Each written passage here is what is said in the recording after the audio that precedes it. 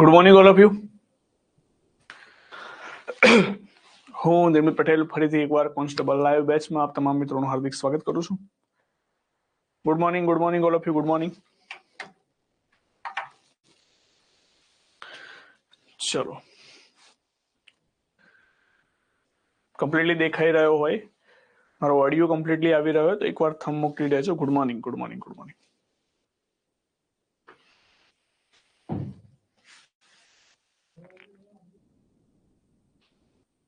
જય Shri Ram. Good morning.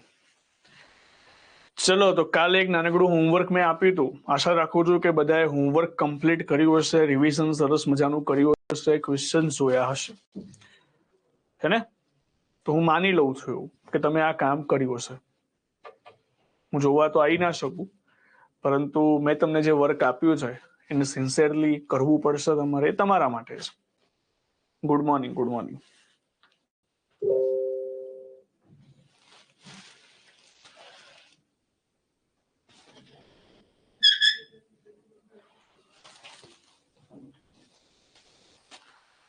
Okay, test નથી આવતા, વાંધો નહીં, આવી જશે, બધું જ આવી જશે. બધા આન્સર આવડે ને? ઓકે.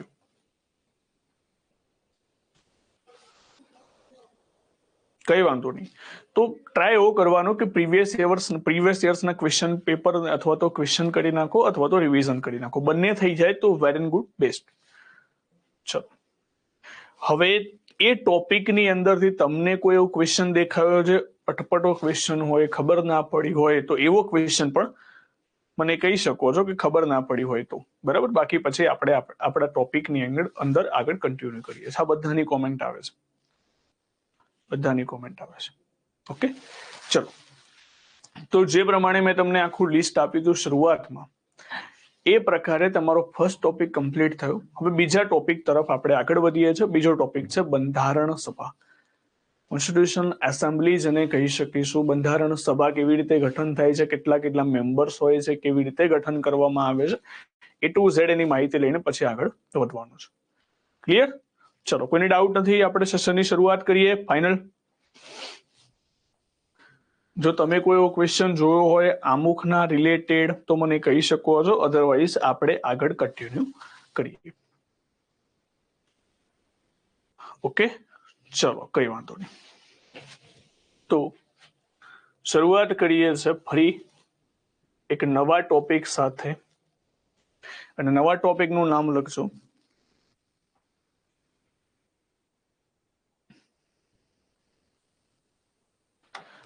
સર. અમુક જગ્યાએ ન્યાય ફ્રાન્સમાંથી ખોટી વસ્તુ છે, ન્યાય આપણે રશિયામાંથી જ આવશે. હવે આમાં કેવું છે, ઘણી બધી બુકોમાં અમુક વસ્તુની એરર આવી જતી હોય, એટલા માટે મેં જે લખાયું છે કમ્પ્લીટ લખાયું છે. Thank you so much. ચલો, ઓકે, શરૂઆત કરીએ. તો શરૂઆતની અંદર બીજો ટોપિક લખજો. આમ તો ટોપિક નંબર 3 આવશે. ટોપિક પહેલો આપણે જોયો તો બંધારણ અને રાજ્ય વ્યવસ્થાનું અંતર. બીજો ટોપિક આપણે જોયો આમુખ, અને ટોપિક 3 એ ત્રીજો ટોપિક છે.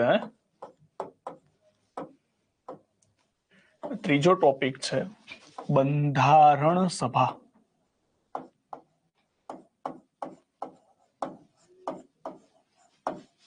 થર્ડ ટોપિક છે કયો છે? બંધારણ સભા.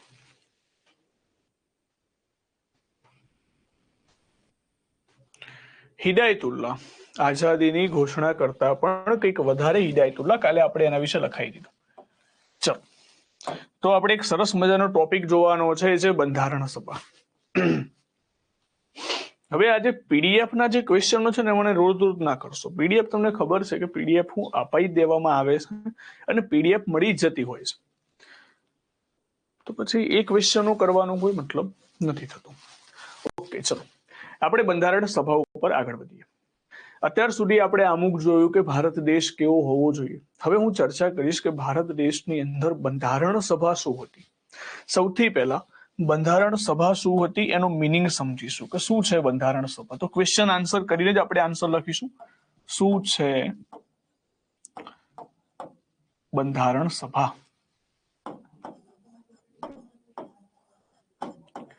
બંધારણ સભા તો આનો આન્સર હું એવી રીતે આપી શકું કે બંધારણ સભા શું છે? તો બંધારણ સભાની અંદર સામાન્ય રીતે બંધારણ સભા શું છે? તો બંધારણ બનાવવા માટે અથવા તો બંધારણ ઘડવા માટે, બંધારણ ઘડવા માટે અથવા તો બનાવવા માટેની એક સભા, બંધારણ ઘડવા માટેની એક સભા, જેને આપણે શું કહીએ? જેને આપણે કહીશું બંધારણ સભા. હવે વાત એ આવે છે કે બંધારણ સભા કેવી રીતે ગઠિત થાય છે? તો હું બંધારણ સભાને બે ભાગમાં ડિવાઈડ કરીશ. કેટલા ભાગમાં ડિવાઈડ કરીશ? તો બે ભાગની અંદર હું ડિવાઈડ કરીશ. ફરીથી અહીંયા લખજો બંધારણ સભા. બંધારણ સભા. તો બંધારણ સભાને આપણે બે ભાગમાં ડિવાઈડ કરીને સમજવાનું થશે.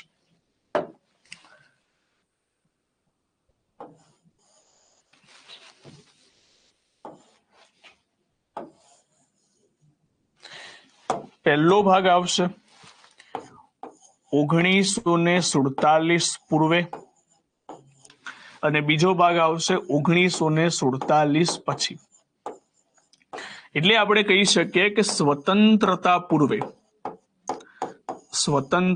પૂર્વે અને પછી આવશે સ્વતંત્રતા પછી.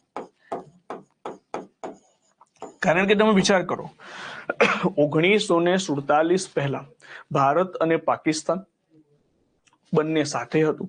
એટલે કે બંધારણ સભાની અંદર પાકિસ્તાન અને ભારત બંનેનું પ્રતિનિધિત્વ હશે. અને 1947 પછી માત્ર એકલું ભારત રહ્યું, તો એની અંદર પ્રતિનિધિત્વ અલગ છે. એટલે બંધારણ સભાને આપણે બે બે ભાગમાં ડિવાઈડ કરીને સમજીશું. સૌથી પહેલો આવશે આપણે 1947, એટલે કે આખો ભાગ પહેલા એની અંદર કમ્પ્લીટ કરીશું. જેવો એ પોર્શન પૂરો થાય એટલે બી પોર્શન ઉપર, એટલે કે 1947 પછી બંધારણ સભામાં શું થયું એની આપણે ચર્ચા કરીશું.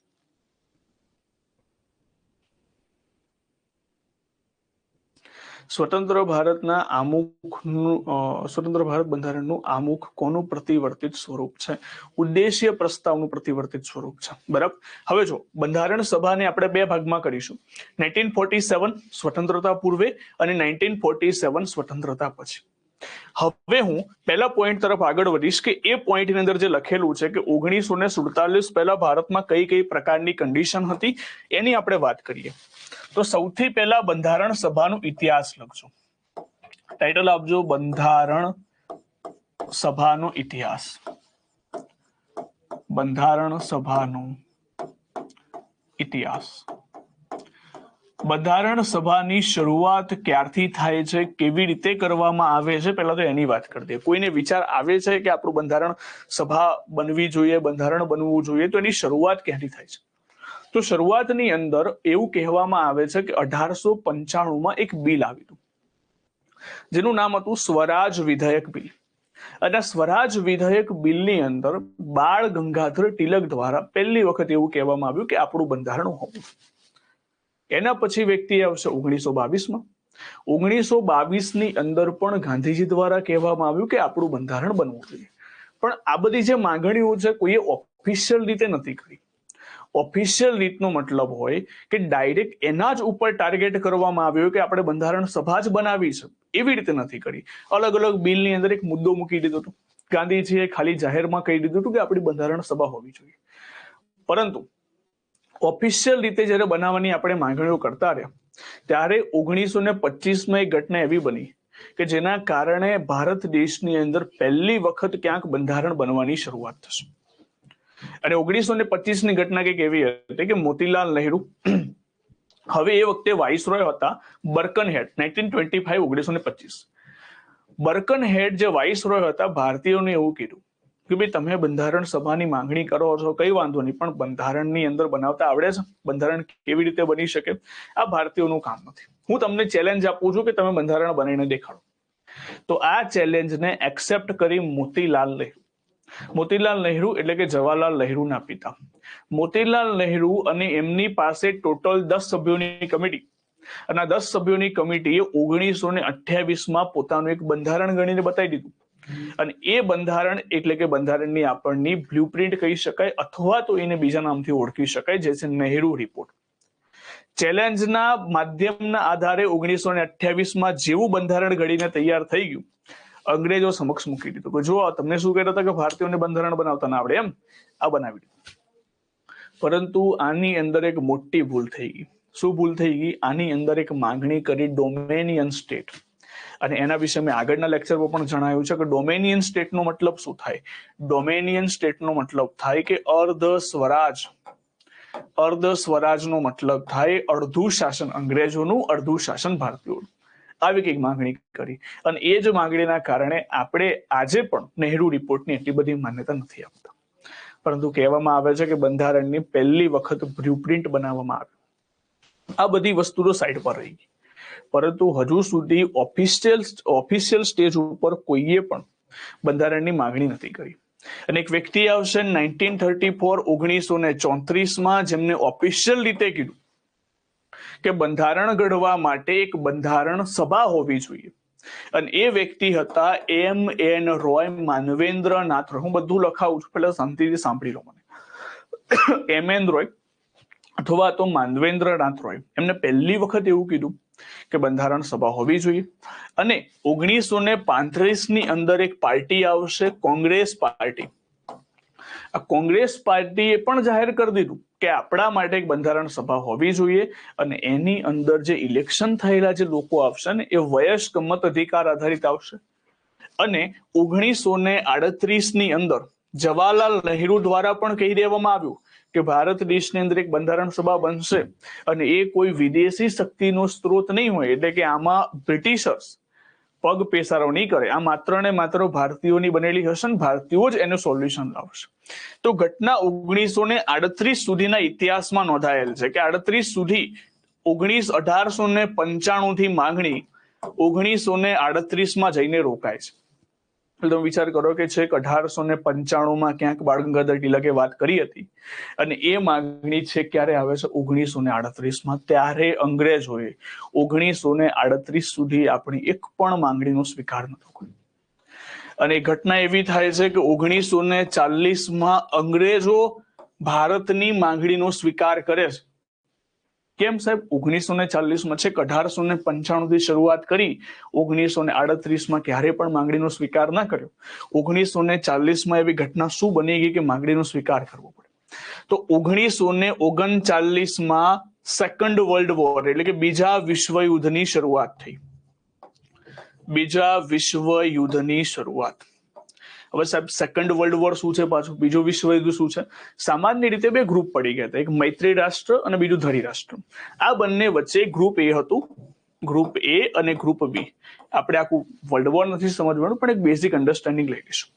ગ્રુપ એ અને ગ્રુપ બી, જેમાં મૈત્રી રાષ્ટ્ર અને ધરી રાષ્ટ્ર, આવા બે ગ્રુપ પડી ગયા હતા, અને આ ગ્રુપની અંદર યુદ્ધ થવાનું શરૂ થઈ ગયું.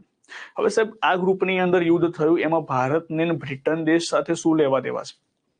જો એના લેવા દેવા એટલા માટે છે કારણ કે અહીંયા એક દેશ હતો, અહીંયા જસ્ટ એક્ઝામ્પલ આપું તમને, અહીંયા એક દેશ હતો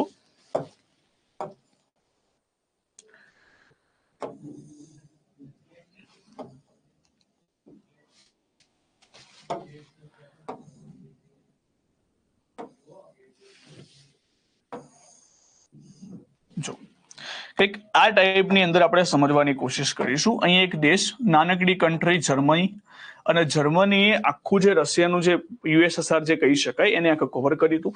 અહીંયા એક દેશ આવશે બ્રિટન, અહીંયા આવે છે તુર્કી, અને અહીંયા આવે છે ભારત પાકિસ્તાન. એ વખતે ભેગું હતું, તો અહીંયા હું લખું છું ભારત પાકિસ્તાન. તો એ વખતે 1939માં આ પ્રકારનો માહોલ હતો. હવે જુઓ, કન્ડિશન એવી થઈ હતી કે જર્મનીમાં શાસક હતો હિટલર. તમે બધા એનું નામ સાંભળેલું હશે. હિટલરે એવરેજ ઘણા બધા યહૂદીની હત્યા કરી નાખી હતી. હવે હિટલરે શું કર્યું? હિટલરે એમનો દુશ્મન દેશ એવો બ્રિટન ઉપર અટેક કરવાની શરૂઆત કરી. હવે બ્રિટન તો નાનકડો દેશ, જર્મનીએ આના ઉપર અટેક કરી દીધું, તો બ્રિટન જશે ક્યાં હવે?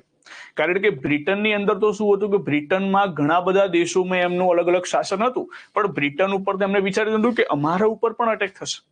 તો એમને એક રસ્તો વિચાર્યો કે ભાઈ જો બ્રિટન ઉપર અટેક થાય છે, એનો એક જ પ્રોબ્લેમનું સોલ્યુશન છે હાલમાં કે અહીંયાથી તુર્કી એ વખતે સ્વતંત્ર હતું, તુર્કી એ વખતે સ્વતંત્ર હતું કે ભારતીયો એટલે કે ભારત દેશમાંથી ભારતીય સેના આગળ વધે, તુર્કીને કવર કરે, તુર્કીને કવર કર્યા પછી જર્મનીને આ સાઈડથી એટેક કરે, જેના કારણે શું થઈ જાય, જર્મન સેના બે ભાગમાં ડિવાઈડ થઈ જાય, એટલે કે બ્રિટનને થોડો આરામ મળી રહે. તો આ ટાઈપની એક સ્ટ્રેટેજી બનાવી. પણ પ્રોબ્લેમ એ હતો કે ભારતીયોને તૈયાર કરવા પડે આના માટે. હવે ભારતીયોને વિચાર કરો કે 1895માં એક માંગણી કરતા હતા કે અમને બંધારણ સભા બની આપવી જોઈએ. 1938 સુધી એક પણ માંગણીનો સ્વીકાર નતો કર્યો. હવે અંગ્રેજોએ શું કર્યું કે ઠીક છે ભાઈ, ભારતીયોને રાજી કરવા પડશે તો એમની માંગણીનો પણ સ્વીકાર કરવો પડશે, અને એટલા માટે સૌથી પહેલો પ્રસ્તાવ આવશે 1940માં, જેનું નામ છે ઓગસ્ટ પ્રસ્તાવ. આ ઓગસ્ટ પ્રસ્તાવ એટલા માટે લાવવામાં આવ્યો કારણ કે અહીંયા ભારતીયોની જરૂર પડી અંગ્રેજોને. જો આ સેકન્ડ વર્લ્ડ વોર થયો ના હોત તો ક્યાંક જરૂર પણ ના પડે, ત્યારે આપણી માંગણીનો સ્વીકાર પણ ના થાય. પરંતુ ભારતીયોને પણ સારી રીતે ખબર છે, પહેલા વર્લ્ડ વોરની અંદર પણ આપણે ઘણી બધી માંગણીઓ કરી હતી. અંગ્રેજોએ કહ્યું હતું કે અમે તમને યુદ્ધ પછી આ બધી વસ્તુ આપીશું, આપણે માની પણ ગયા હતા. પણ એ વખતે પણ અંગ્રેજોએ આપણને યુદ્ધ પત્યા બાદ કઈ વસ્તુ નથી આપી. એટલા માટે આ સેકન્ડ વર્લ્ડ વોરની અંદર આપણે ખૂબ સાવચેત રહ્યા હતા. આપણે નક્કી કર્યું હતું કે જ્યાં સુધી અંગ્રેજો આપણને કઈ વસ્તુ ના આપે ત્યાં સુધી આપણે અંગ્રેજોની કોઈ પણ વાતમાં આવીશું નહીં. અને એ જ વસ્તુ બની. 1940માં પહેલો પ્રસ્તાવ આવશે. ભારતીયોને મનાવવા માટે બીજો પ્રસ્તાવ 1942માં પણ મૂકવામાં આવશે, જે ક્રિપ્સ મિશન તરીકે ઓળખવામાં આવશે. તો બધા અલગ અલગ પ્રસ્તાવો વિશે હવે ભણીશું. બરાબર, તો આ બેઝિક મેં વાત કરી દીધી કે ઇતિહાસની શરૂઆત કેવી રીતે થાય છે. હવે દરેક વસ્તુને આપણે સમજી લઈએ. ચલો, ક્લિયર? તો હવે દરેક પોઈન્ટો લખીશું ને પોઈન્ટ મુજબ હું તમને ફરીથી આખું એક્સપ્લેન કરતો રહીશ. તો સેકન્ડ વર્લ્ડ વોર એટલે કે બીજું વિશ્વયુદ્ધ એક કારણ રહ્યું હતું બંધારણ સભા બનવા પાછળનું. હવે ચલો, સૌથી પહેલા બંધારણ સભાના ઇતિહાસમાં સૌથી પહેલા 1895માં એક વ્યક્તિ આવશે જેનું નામ શું છે, બાળ ગંગાધર તિલક. બરાબર, આ શક્તિમાન વાળા ગંગાધર નથી, બાળ ગંગાધર તિલક. આમનું એક વિધેયક હતું અને વિધેયકનું નામ હતું સ્વરાજ વિધેયક, અથવા તો સ્વરાજ બિલ પણ કહી શકો, અથવા તો સ્વરાજ વિધેયક અથવા તો બિલ, જેની અંદર એમને એક શું માંગણી કરી. તો હવે શોર્ટ પોઈન્ટની અંદર લખવાનું છે. બરાબર, આપણે એવું લાંબુ લખાણ નથી લખવાનું કે 1895માં બાળ ગંગાધર તિલકે સ્વરાજ વિધેયક બિલમાં બંધારણ સભાની માંગણી કરી. ના, ખાલી સ્વરાજ બિલની અંદર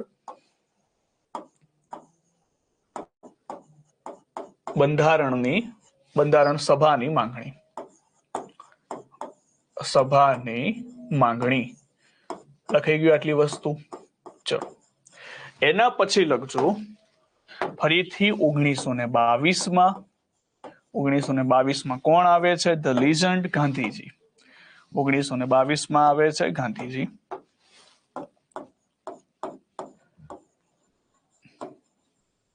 ગાંધીજીએ એવી કોઈ બિલમાં માંગણી નથી કરી, પરંતુ જનરલી વાત કરી હતી કે બંધારણ સભાની માંગણી આમને પણ કરી હતી. પણ આમની જે માંગણી હતી અનૌપચારિક એટલે કે અનઓફિશિયલ હતી. તો સાઈડ પર બંને જગ્યાએ લખી દેજો, અનૌપચારિક. એનો મતલબ થાય અનઓફિશિયલ. જેમ કે હું તમને વાતમાં કહી દઉં કે ના ભાઈ આ વસ્તુ થવી જોઈએ, તો અનૌપચારિક છે. પણ હું તમને લેખિતમાં લખીને આપું કે આ વસ્તુ થવી જ જોઈએ, તો એ ઓફિશિયલ સ્ટેજ ઉપર થઈ ગયું. બરાબર, હા, બધું આવશે, ભવ્ય મોરી બધું આવશે. ચલો, હવે એના પછી 1925માં એક ઘટના બની. કઈ ઘટના? તો અહીંયા સામ સામે બે લોકો આવી ગયા. એક આવશે બર્કનહેડ વર્સેસ, આવું લખજો, વર્સેસ, વેડ્સ ના લખતા પાછા. બરાબર, આ વર્સેસ લખવાનું, એટલે કે સામ સામે આવી ગયા. કોણ આવી ગયું? મોતીલાલ નહેરુ ચેલેન્જ આપી દીધી મોતીલાલ નહેરુ કે તમે બંધારણ બનાવી બતાવો. તો મોતીલાલ નહેરુએ પોતાનો 10 સભ્યોની ટીમ, મોતીલાલ નહેરુ અને આમની સાથે કોણ હતા? બીજા 10 સભ્યો. હવે જુઓ, આ 10 સભ્યોની અંદર બધા સભ્યો યાદ નથી રાખવાના, પરંતુ આ જે નહેરુ રિપોર્ટ જે બન્યો આના સચિવનું નામ યાદ રાખજો. સચિવની અંદર અહીંયા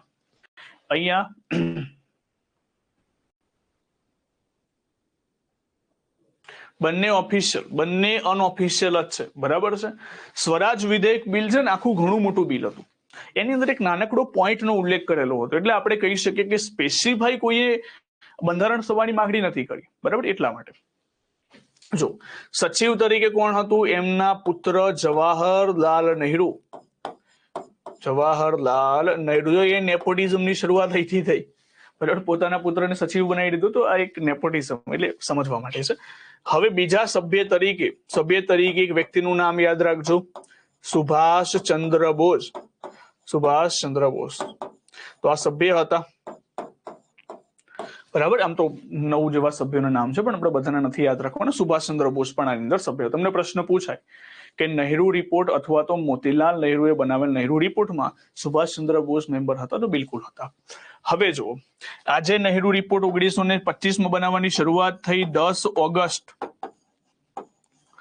1928 આના દ્વારા એક રિપોર્ટ બનાવવામાં આવ્યો, એને આપણે કહીશું નહેરુ રિપોર્ટ. આ નહેરુ રિપોર્ટને બંધારણની, આ યાદ રાખજો, બંધારણની બ્લુ પ્રિન્ટ કહેવામાં આવે છે. શું કહેવામાં આવશે? Blue print. એટલે પહેલી વખત બંધારણ બનાવવાની કોઈએ શરૂઆત કરી, અને એ છે એટલા માટે બંધારણની બ્લુ પ્રિન્ટ તરીકે ઓળખવામાં આવે છે. પરંતુ એક ભૂલ શું થઈ ગઈ, અહીંયા એક ભૂલ કરી નાખી મોતીલાલ નહેરુ દ્વારા, અને ભૂલ હતી અર્ધ સ્વરાજ ડોમેનિયન અથવા તો અર્ધ સ્વરાજની માંગણી.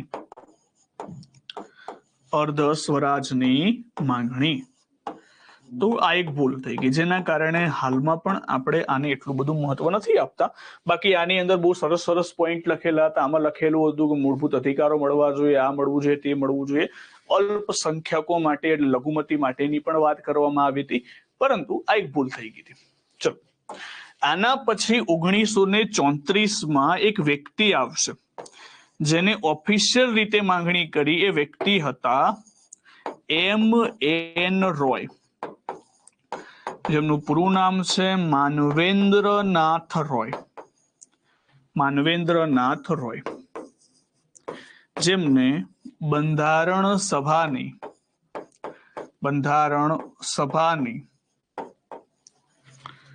પ્રથમ વખત શું કર્યું? માંગણી કરી. હવે જુઓ, અહીંયા તમે થશો કન્ફ્યુઝ કે સાહેબ માની લો કે ઓપ્શનમાં બાળ ગંગાધર તિલક પણ આવે, M.N. રોય પણ આવે, તો લખવું શું? તો જો તમને સ્પેસિફાઈ કોઈ સાલ આપી દે કે 1895 કોને માંગણી કરી, તમારો આન્સર એક જ હોવો જોઈએ, બાળ ગંગાધર તિલક. તમને લખી નાખે કે 1934 કોને માંગણી કરી, તો આવશે M.N. રોય. અને માની લો કે સાહેબ સાલ આપે જ નહીં, તો જો સાલ ના આપીને એવું લખે કે બંધારણ સભાની પ્રથમ વખત માંગણી કોણે કરી, તો તમારો આન્સર લખવાનો M.N. રોય, માનવેન્દ્રનાથ રોય. હવે ઉદાહરણ તરીકે માનવેન્દ્રનાથ રોય ઓપ્શનમાં જ નથી, તો પછી તમારો પહેલો ઓપ્શન થઈ જશે બાળ ગંગાધર તિલક, બરાબર. એટલે ફેરવીને ગમે તેટલું પૂછે, આની અંદર તમારે પહેલા આન્સરને પ્રાયોરિટી આને જ આપવાની, જો સાલ ના લખેલી હોય તો. જો સાલ લખેલી હશે તો એ પ્રમાણે જેને પૂછ્યું હશે એને લખી દેવાનું. જેમ કે અહીંયા એક પ્રશ્ન પૂછ્યો હતો કે 1922 કોના દ્વારા બંધારણ સભાની વાત કરવામાં આવી, તો એ હતા ગાંધીજી. તો 1922 સાલ લખી તો ગાંધીજી આવશે, બરાબર. એટલે શું પ્રશ્ન પૂછે છે એના ઉપરનું તમારો આન્સર રહેશે. એટલા માટે મેં સાલ પણ તમારે યાદ રાખવાની છે, અને સાલ મુજબ જ આને વાંચવાનું રહેશે. ચલો, ઓકે. એના પછી આપણે જતા રહીએ નેક્સ્ટ પોઈન્ટ ઉપર. 1935 સાલમાં એક પાર્ટી એટલે કે Congress, Indian National Congress party દ્વારા એક વાત રજૂ કરવામાં આવે છે. શું વાત કહેવામાં આવે છે? ઇન્ડિયન નેશનલ કોંગ્રેસ કહે છે કે બંધારણ સભાની માંગણી કરે છે. પહેલા તો બંધારણ સભાની માંગણી, અને બીજી સૌથી મોટી વસ્તુની વાત કરે છે. કઈ મોટી વસ્તુ? બીજી માંગણી એ કરે છે કે વયસ્ક મતાધિકાર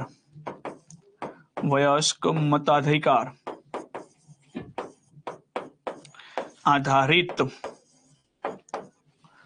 વયસ્ક મતાધિકાર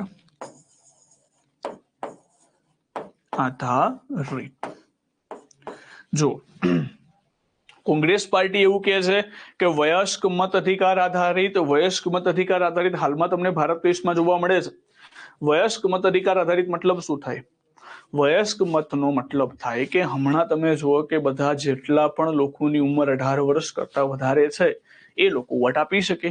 તો એ વખતે એવી જ રીતે વાત કરવામાં આવી હતી કે બંધારણ સભાની અંદર જે પણ લોકો આવે ને એ લોકોનું ઇલેક્શન કરનારા જે લોકો હોય એટલે કે મત આપનાર જે લોકો હોય આ મત આપનાર લોકો વયસ્ક મત અધિકાર આધારિત હોવા જોઈએ. 18 વર્ષ કે 21 વર્ષ એક ઉંમર ફિક્સ કરી નાખવામાં આવશે. એ લોકો જેને ચૂંટે 21 વર્ષ કરતા વધારાના લોકો એ લોકો બંધારણ સભાની અંદર બેસે. તો આવી કંઈક વાત કરી હતી 1935માં. કોના દ્વારા? તો કોંગ્રેસ પાર્ટી દ્વારા. આમાં કોઈને ડાઉટ આની અંદર? નહીં તો પછી નેક્સ્ટ પોઈન્ટ ઉપર આગળ વધીએ.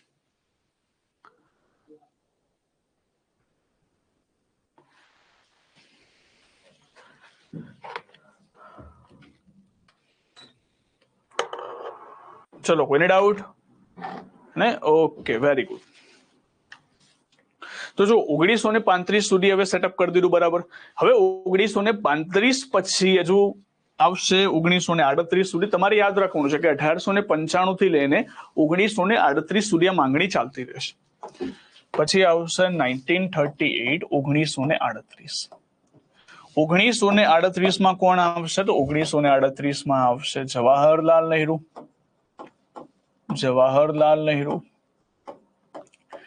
જવાહરલાલ નહેરુ દ્વારા શું માંગણી કરવામાં આવી? એમના દ્વારા કહેવામાં આવ્યું કે બંધારણ સભા વિદેશી શક્તિનો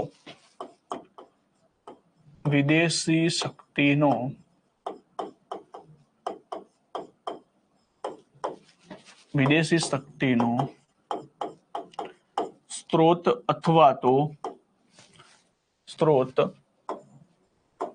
ન હોવો જોઈએ. એટલે ઇન શોર્ટ આનું મિનિંગ શું હતો? આનો મિનિંગ હતો કે ભારતીયોની બનેલી બંધારણ સભા હોવી જોઈએ. ભારતીય દ્વારા બનેલ સભા. આની અંદર ભારતીયો જ હોવા જોઈએ, બીજા કોઈ વ્યક્તિ ન હોવા જોઈએ. આવી એક માંગણી કરેલી હતી. કોને? જવાહરલાલ નહેરુએ 1938માં.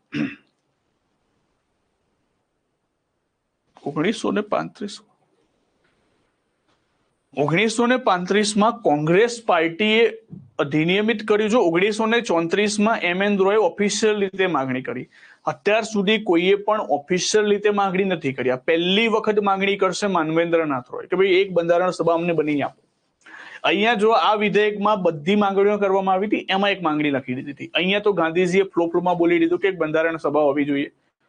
અને અહીંયા કોઈએ એક પર્સનલી એક મુદ્દાને લઈને વાત કરી હતી કે બંધારણ સભા બનાવવી જ જોઈએ. એટલા માટે માનવેન્દ્રનાથ રોયનો વિચાર આવે છે.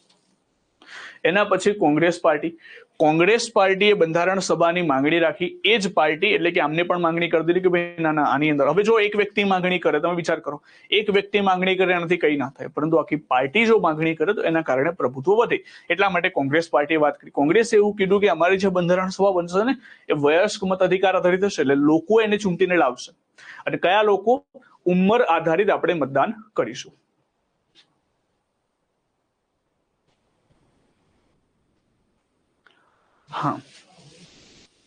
હા, લેફ્ટિસ્ટ તમે ગણી શકો. એ બધું અલગ અલગ વસ્તુ છે, લેફ્ટિસ્ટ અને રાઇટિસ્ટ ને. ચલો, 1938ની અંદર જવાહરલાલ નહેરુએ બંધારણ સભા વિદેશી શક્તિનો સ્ત્રોત ન હોવો જોઈએ, ભારતીય દ્વારા બનેલી બંધારણ સભા હોવી જોઈએ. આવી એક વાત કરી 1938. તો 1938માં આપણી બધી માંગણી પૂર્ણ થઈ છે. હવે જેવી માંગણી પૂર્ણ થશે એવી જ રીતે સૌથી પહેલો પ્રસ્તાવ 1940માં એક પ્રસ્તાવ આવશે. 1940માં એક પ્રસ્તાવ આવશે અને એ પ્રસ્તાવનું નામ છે ઓગસ્ટ પ્રસ્તાવ. એ પ્રસ્તાવનું નામ છે ઓગસ્ટ પ્રસ્તાવ. હવે સાહેબ આ ઓગસ્ટ પ્રસ્તાવ રજૂ કરનાર વ્યક્તિ કોણ હતા? તો એ વખતે વાઇસરોય તરીકે હતા લિનલિથગો.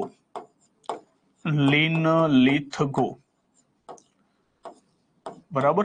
મેં તમને કારણ સમજાવી દીધું. કારણ કયા પ્રકારનું છે, આપણે કઈ વિશ્વયુદ્ધ દોરવાની જરૂર નથી, પરંતુ કારણ તમે જાણી શકો કે બીજું વિશ્વયુદ્ધ એક મહત્વનું કારણ રહ્યું હતું, જેના કારણે અંગ્રેજોએ એક પ્રસ્તાવ મૂકી દીધો. અહીંયા સામાન્ય રીતે તમને એક્સપ્લેન કરવા હું ખાલી ડ્રો કરી દઉં છું, એટલે તમે જ્યારે પીપીટી માંથી વાંચતા હોય તો તમને એક અંદાજો આવી જાય. બરાબર. એ જ રીઝન થી હું ડ્રો કરું છું.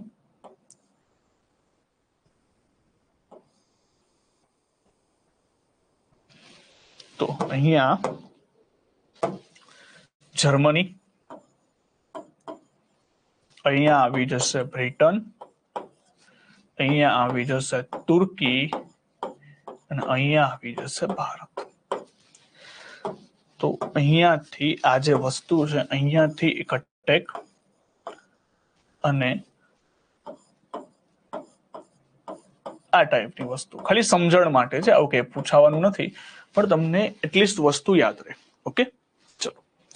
તો હવે આના દ્વારા પ્રસ્તાવમાં શું કહેવામાં આવ્યું કે ભાઈ ઓગસ્ટ પ્રસ્તાવ આવ્યો તો અંગ્રેજોએ કઈ કઈ વાત કરી એના વિશે વાત કરીએ. તો અંગ્રેજોએ એ વખતે ભારત દેશની અંદર બે પાર્ટી જનરલી માનવામાં આવતી હતી. એક પાર્ટી હતી મુસ્લિમ લીગ અને બીજી પાર્ટી હતી કોંગ્રેસ. આ બંને લોકો જો માંગણીનો સ્વીકાર કરે તો ભારત દેશ માંગણીનો સ્વીકાર કરે એવું કહેવામાં આવ્યું. તો સૌથી પહેલા ઓગસ્ટ પ્રસ્તાવમાં શું કહેવામાં આવ્યું? ઓગસ્ટ પ્રસ્તાવમાં લિનલિથગોએ કીધું કે તમારે શું જોઈએ છે? બંધારણ સભા જોઈએ છે ને એક કામ કરો, બંધારણ સભા અમે તમને આપીશું, પરંતુ યુદ્ધ પછી. તો પહેલી વસ્તુ એ કરી નાખી. એટલે પહેલા જ મૂળ મરી ગયું કે આ કેવી વાત લઈને આવે છે ભાઈ. અમે એક જ માંગણી 1895 થી લઈને 1938 સુધી માંગણી કરીએ છીએ કે અમને બંધારણ સભા બની આપવી જોઈએ, અને તમે કહો છો કે એકવાર યુદ્ધ પતી જવા દો પછી તમને બંધારણ સભા બની આપીશું. એટલા માટે પહેલા જ મુદ્દાનો આપણે સ્વીકાર કરી દીધો હતો. પણ બીજે મુદ્દા એમને એવું કીધા કે જો બીજી સૌથી મોટી વસ્તુ કે આપણે છે ને એક યુદ્ધ સલાહકાર સમિતિ બનાવીશું. ભારતીયોએ પૂછ્યું કે યુદ્ધ સલાહકાર સમિતિ શું છે પાછું? જો અમને છે ને અંગ્રેજોને એટલું બધું યુદ્ધ લડતા નથી આવડતું, એટલે એક કામ કરો, તમે બધા છે ને એક ટ્રેન, તમે બધાને સારું યુદ્ધ લડતા આવડે છે. આવું કોને કીધું? અંગ્રેજોએ ભારત એટલે કે કોંગ્રેસ અને મુસ્લિમ લીગને કીધું કે તમને બધાને સારામાં સારું યુદ્ધ લડતા આવડે છે. એક કામ કરો, તમે લોકો અંગ્રેજોને ટ્રેનિંગ આપો કે યુદ્ધ કેવી રીતે લડી શકે. હવે આ સિમ્પલ સ્ટ્રેટેજી શું હતી કે યુદ્ધની અંદર સામેલ કરવા માટે અંગ્રેજોએ પ્લાન બનાવ્યો હતો કે એક યુદ્ધ સલાહકાર સમિતિ બનાવવામાં આવશે. એમાં અંગ્રેજો અને મુસ્લિમ લીગ એટલે કોંગ્રેસ અને મુસ્લિમ લીગની અંદર જેટલા પણ લોકો જોડાશે એ લોકો અંગ્રેજોને શીખવાડશે. હવે યુદ્ધ લડતા ભારતીય અંગ્રેજોને શીખવાડશે. આ સિમ્પલ સ્ટ્રેટેજી હતી શેના માટે? કે ભારતીયોને યુદ્ધમાં જોડવા માટે. તો આ બે ત્રણ વસ્તુ હતી. અને મુસ્લિમ લીગનો છેક સુધી એક જ માંગણી હશે કે અમને અલગથી પાકિસ્તાન મળવું જોઈએ. હવે જો પાકિસ્તાનનું નામ પછીથી પડ્યું તો પાકિસ્તાનનું નામ રાખવા વાળો એક વ્યક્તિ હતો 19 વર્ષનો, એનું નામ હતું ચૌધરી રહેમત અલી ખાન. એને નામ રાખ્યું હતું પાકિસ્તાન. પણ મુસ્લિમ લીગની એક માંગણી હંમેશાથી રહી હતી કે અમને જે મુસ્લિમ જનસંખ્યા વધારે છે એના માટે અલગ ક્ષેત્ર આપવામાં આવે. જ્યાં સુધી મુસ્લિમ લીગની આ માંગણીનો સ્વીકાર નહીં થાય ત્યાં સુધી મુસ્લિમ લીગ આગળ નહીં વધે. અને જો બંને દેશની માંગણીઓ અલગ અલગ હતી, સમજો બંને પાર્ટી હતી, પાર્ટી હતી કોંગ્રેસ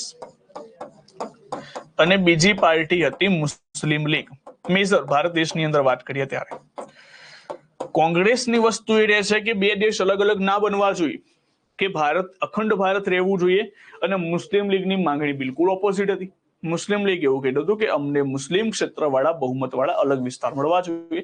એટલે બંને વચ્ચે ક્લેશ શરૂ થઈ જશે. એ ક્લેશનું કારણ પણ આગળ ધીમે ધીમે સોલ્યુશન આવતું રહેશે.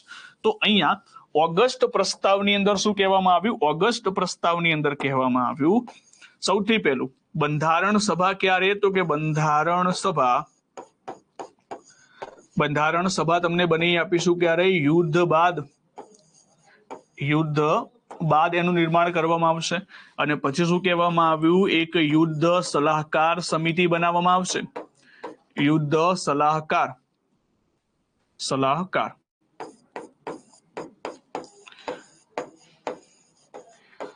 હવે હું શોર્ટમાં જ લખું છું, તમારે પણ શોર્ટમાં લખવાનું છે કે યુદ્ધ સલાહકાર, એટલે મેં તમને સમજાવી દીધું કે યુદ્ધ સલાહકારમાં શું છે કે ભારતીયો અંગ્રેજોને શીખવાડશે યુદ્ધ કેવી રીતે લડવું. તો એ એક મુદ્દો મૂકી દીધો. અને પછી શું કહી દીધું કે અલગ પાકિસ્તાન અથવા તો મુસ્લિમ ક્ષેત્ર. અહીંયા સમજવા માટે હું પાકિસ્તાન લખું છું, પણ યાદ રાખજો અહીંયા 1940માં એવું કોઈ દેશનું નામ નતું આવ્યું પાકિસ્તાન, ખાલી એવું કહેવામાં આવ્યું હતું મુસ્લિમ બહુમત ધરાવતા ક્ષેત્ર. પણ આપણે શોર્ટમાં આઈડેન્ટિફાઈ કરી દઈએ કે પાકિસ્તાન. અલગ પાકિસ્તાનની માંગણીનો અસ્વીકાર કર્યો, જો તો અહીંયા બે દળો આવી જશે. એક દળ આવશે કોંગ્રેસ અને બીજો દળ આવશે મુસ્લિમ લીગ. ચલો પહેલું દળ બનાવી દઈએ આપણે કોંગ્રેસ અને બીજું દળ બનાવી દઈએ મુસ્લિમ લીગ. તો આ બંને શું કરી દેશે? હવે તમે જુઓ બંનેની માંગણીનો સ્વીકાર થયો કે ના થયો? ઓબ્વિયસલી કોંગ્રેસ શું ઈચ્છતું હતું? કોંગ્રેસ ઈચ્છતું હતું કે ભારત પાકિસ્તાન બે ના બનવું જોઈએ. એમની એક માંગણીનો સ્વીકાર થઈ ગયો. પણ આ શું કહેતા હતા કે યુદ્ધ પછી અમે બંધારણ સભા બની આપીશું. એટલા માટે કોંગ્રેસ અને મુસ્લિમ લીગ બંને શું કરી દીધો? બંને આ માંગણીનો અસ્વીકાર કરી દીધો. બંને શું કરી દીધું? રિજેક્ટ કરી દીધું કે ના ભાઈ આ પ્રસ્તાવ અમને નહીં ફાવે, કંઈક નવું લઈને આવો, આ તો જૂનું થઈ ગયું. બરાબર છે? તો કોંગ્રેસ અને મુસ્લિમ લીગ બંને શું કરી દીધો? આ પ્રસ્તાવનો અસ્વીકાર કરી દીધો.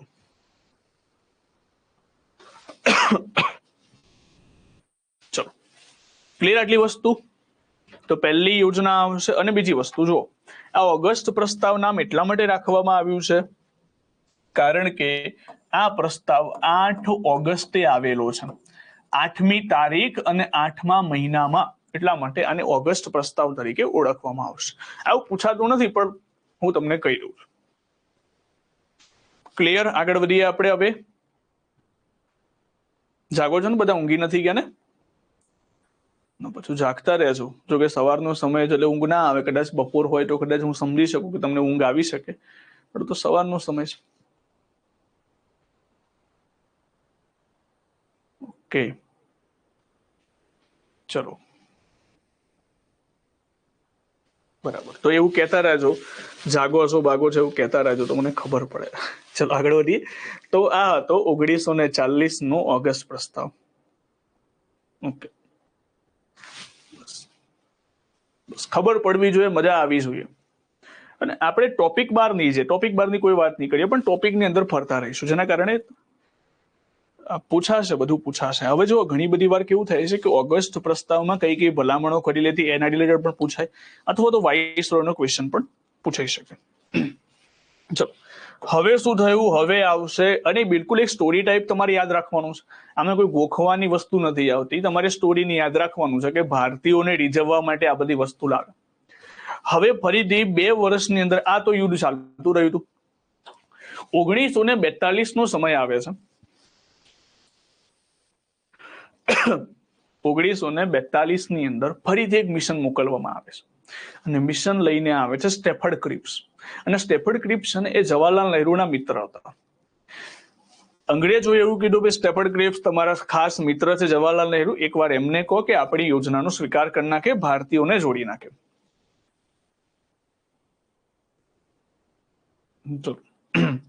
હવે જો કન્ડિશન ભારત દેશમાં 1942માં કન્ડિશન શું હતી?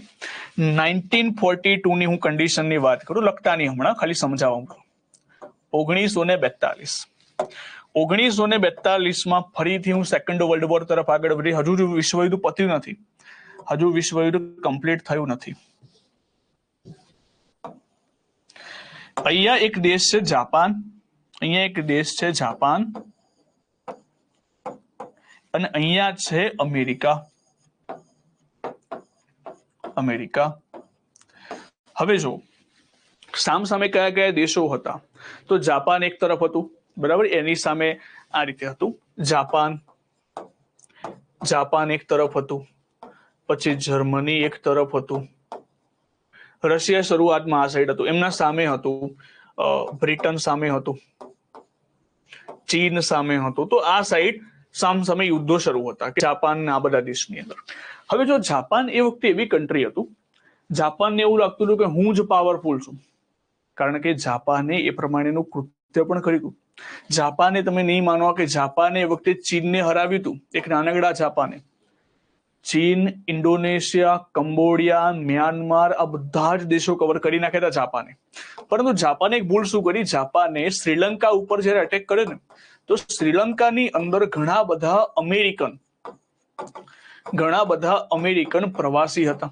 હવે સાહેબ પ્રશ્ન થાય કે અમેરિકા કઈ બાજુ હતું? તો અમેરિકા પણ યુદ્ધમાં નતું. અમેરિકાનું કામ શું હતું કે તમે બંને લડો, હું તમને બંનેને હથિયાર વેચીશ, કે મારો તો પ્રોફિટ છે, તમે બધા લડ્યા કરો, મારે કઈ કામ નથી, તમે બધા હથિયાર, હું તમને બધાને હથિયાર આપીશ, તમે પણ લો, તમે પણ લો, આપણે પ્રોફિટ છે. અમેરિકા પહેલા યુદ્ધમાં હતું. તો જાપાને શું કર્યું હતું, જાપાને શ્રીલંકા ઉપર જયારે અટેક કર્યો તો અમેરિકાના ઘણા બધા પ્રવાસીઓનું મૃત્યુ થઈ ગયું. તો અહીંયાથી અમેરિકા ભડક્યું. અમેરિકા કહેશે કે ના ભાઈ, આ તો કેવી રીતે ચાલી શકે, અમે યુદ્ધમાં જોડાયા નથી, અમારા લોકો અહીંયાથી મરી ગયા છે. તો અહીંયાથી અમેરિકાએ શું કર્યું, અમેરિકાએ જાપાન અને જર્મની જેવા દેશોને હથિયાર આપવાની ના પાડી દીધી, કે અમે તમને હથિયાર નહીં આપીએ. હથિયાર અમેરિકા હવે ડાયરેક્ટલી બ્રિટન અને ચીનને આપશે. જાપાન કહેશે કે મેં તો ચાઇના કવર કર્યું છે, કંબોડિયા કવર કર્યું, તારી આટલી હિંમત, અમેરિકાને ડાયરેક્ટલી ચેલેન્જ આપી દીધું. અને જાપાને શું કરી દીધું, જાપાને ડાયરેક્ટલી અમેરિકાના હવાઈ દ્વીપ ઉપર એક ટાપુ આવેલો છે પોર્ટ બ્લેર, એના ઉપર ડાયરેક્ટલી અટેક કરાવી દીધું. જે અમેરિકાનું નેવી સ્ટેશન ગણી શકાય અથવા તો જહાજ ગણી શકાય, એના ઉપર ડાયરેક્ટલી જાપાને અટેક કરાવ્યો. અને આ જાપાનની સૌથી મોટી ભૂલ. હવે જો અમેરિકા અત્યાર સુધી યુદ્ધમાં નતું, પરંતુ જાપાનને એવું હતું કે ના, હું તો બહુ પાવરફુલ છું, મેં ચાઇનાને હરાવી દીધું, આટલા બધા દેશોને હરાવી, અમેરિકા મારા માટે શું છે? તો અમેરિકા ઉપર જેવો હુમલો કર્યો, અમેરિકા ડાયરેક્ટલી આ ગ્રુપની અંદર જોડાઈ ગયું. હવે અમેરિકાના આવવાથી ઘણો મોટો ફાયદો થઈ ગયો. સૌથી પહેલી વસ્તુ, અમેરિકાએ મેક્સિમમ હથિયાર સપ્લાય આપી દીધા. અને આ આખું તમે જો અત્યાર સુધી આ જે દેશો છે ને, આ જે દેશ જર્મની છે, અહીંયા આ દેશો આમના ઉપર હાવી હતા, પરંતુ અમેરિકા આવી ગયું તો અહીંયા કંટ્રોલ હાવી થઈ ગયું. કંટ્રોલ કેવી રીતે હાવી થયો, ધ્યાનથી સમજો. અમેરિકાએ એ વખતે પોતાના નવા 2 બોમ્બ બનાવ્યા હતા. તમને બધાને ખબર છે કે લિટલ બોય અને ફેટ બોય, આવા 2 બોમ્બ હતા. પરમાણુ બોમ્બ બનાવ્યા હતા. હવે આ પરમાણુ બોમ્બ જે બનાવ્યા હતા, એમનો હજુ ટ્રાયલ બાકી હતો, યુઝ બાકી હતો. તો એમને શું કરી દીધું, ફોડે 2 જાપાન ઉપર, હિરોશીમા અને નાગાસાકી ઉપર 2 જગ્યાએ બોમ્બ ફોડ્યા. હવે એના કારણે આખું જાપાન સરેન્ડર કરી દીધું કે ના ભાઈ, અમેરિકા નહીં, માફ કરી દેજો. તો એટલા માટે જાપાને ડાયરેક્ટલી આ વિશ્વ યુદ્ધની અંદર સરેન્ડર કરી દીધું. આજે હાલની અંદર પણ જાપાનમાં અમેરિકાની આર્મી જ ત્યાં એનું કંટ્રોલ સંભાળે છે. એટલે કે જે બોર્ડર ઉપર જે છે, જાપાન દેશની જે બોર્ડર છે, એના ઉપર હાલમાં પણ અમેરિકન આર્મી તમને જોવા મળશે. ઇવન તમે જુઓ કે અત્યાર સુધી અફઘાનિસ્તાનની અંદર પણ આ જ પ્રકારનો માહોલ હતો. એટલે જાપાને એથી તોબા કરી દીધું કે ના ભાઈ, અમેરિકા જોડે પંખો ના લેવાય. અને આ એક મોટી ભૂલના કારણે આજે લોકો હતા એ ડાયરેક્ટલી યુદ્ધ જીતી જાય છે. એનું કારણ અમેરિકા છે. જો અમેરિકા યુદ્ધમાં ના જોડાયું હોય તો સીધી રીતે આપણું ભારત દેશ 1942માં આઝાદ થઈ ગયું હતું. કેમ? કારણ કે આ દેશોએ જો બ્રિટનને હરાવી દીધો તો બ્રિટન પોતાનો દેશ બચાવી નથી શકતો, બીજાના દેશ ઉપર ક્યાં રાજ કરવા જવાનો છે? અને એ વખતે જર્મનીની મદદ ઉપરથી નીકળેલા હતા સુભાષચંદ્ર બોઝ. સુભાષચંદ્ર બોઝે શું કર્યું હતું? સુભાષચંદ્ર બોઝે એક સરસ મજાની વસ્તુ કરી હતી. એમના દ્વારા એક રચના કરવામાં આવી હતી જેનું નામ છે આઝાદ હિન્દ ફોજ. આઝાદ હિન્દ ફોજ. આ આઝાદ હિન્દ ફોજ શું હતું? આઝાદ હિન્દ ફોજ છે ને, હવે જો આ જેટલા પણ દેશો હતા ને, જાપાન, જર્મની, એ બધા દેશો, આ બધા દેશોએ જેટલા પણ દેશો કવર કર્યા હતા, જાપાને માની લો કે ચાઇનાને હરાવ્યું હતું, કંબોડિયા, મ્યાનમારને હરાવ્યું હતું, ત્યાં જેટલા પણ ભારતીયો છે ને, બધા ભારતીયોને છોડી દેવામાં આવ્યા. આ સુભાષચંદ્ર બોઝે હિટલર સાથે ડીલ કરેલી હતી કે જે તમારો દેશ, જે કોઈ દેશને હરાવે ને, જેટલા પણ ભારતીયોને, બધા ભારતીયોને છોડી દેવામાં આવે. ભારતીયો દ્વારા એક ગ્રુપ બનાવવામાં આવ્યું, એક ફોજ બનાવવામાં આવીને એને જ આપણે ઓળખીશું આઝાદ હિન્દ ફોજ. અને આ જ આઝાદ હિન્દ ફોજે ભારતનો સૌથી પહેલો પ્રદેશ આઝાદ કરાયો હતો. અને એ પ્રદેશ છે અંદમાન નિકોબાર.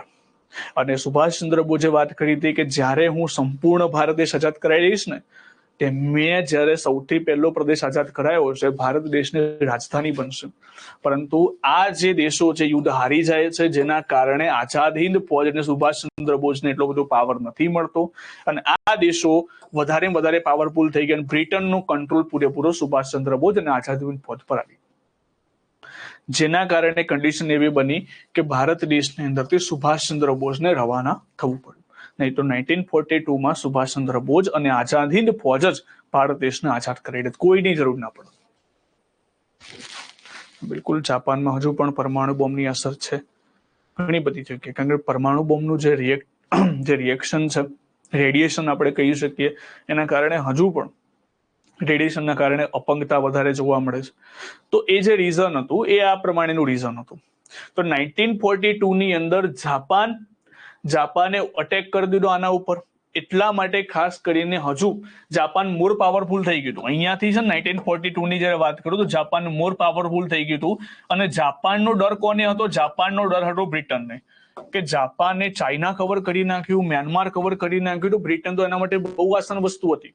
અને એટલા માટે 1942માં ફરીથી ભારતીયોને મનાવવા માટે એક યોજના લાવવામાં આવે છે, અને એ યોજના છે સ્ટીફર્ડ ક્રિપ્સ અથવા તો ક્રિપ્સ મિશન તરીકે ઓળખવામાં આવે છે.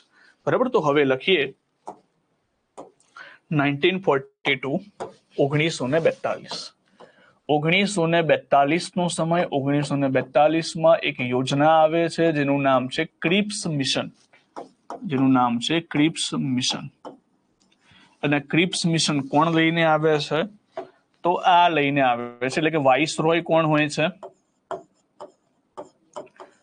તો હોય છે સ્ટેફર્ડ ક્રિપ્સ.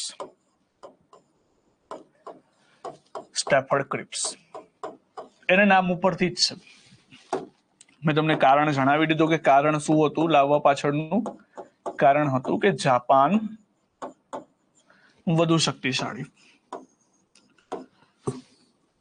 જાપાન દેશ વધુ શક્તિશાળી દેખાવા લાગ્યો, જેના કારણે બ્રિટનને ડર સતાયો, એટલે કે ડર સતાયો મતલબ થાય ડર લાગ્યો, અને એના કારણે ફરીથી ભારતીયોની મદદ માટે ગયા ક્રિપ્સ મિશન. ક્રિપ્સ મિશનની અંદર શું પ્રસ્તાવ હતા? તો જુઓ, ક્રિપ્સ મિશનની અંદર શું કહેવામાં આવ્યું? ફરીથી બે પાર્ટી સમક્ષ પ્રસ્તાવ આવશે. આ સાઈડ કોંગ્રેસને બેસાડશે, આ સાઈડ મુસ્લિમ લીગને બેસાડશે. સ્ટીફર્ડ ક્રિપ્સ આવશે. સ્ટીફર્ડ ક્રિપ્સ વાત કરશે કે જવાહરલાલ નહેરુ પહેલા મારા સૌથી સારામાં સારા મિત્ર છે.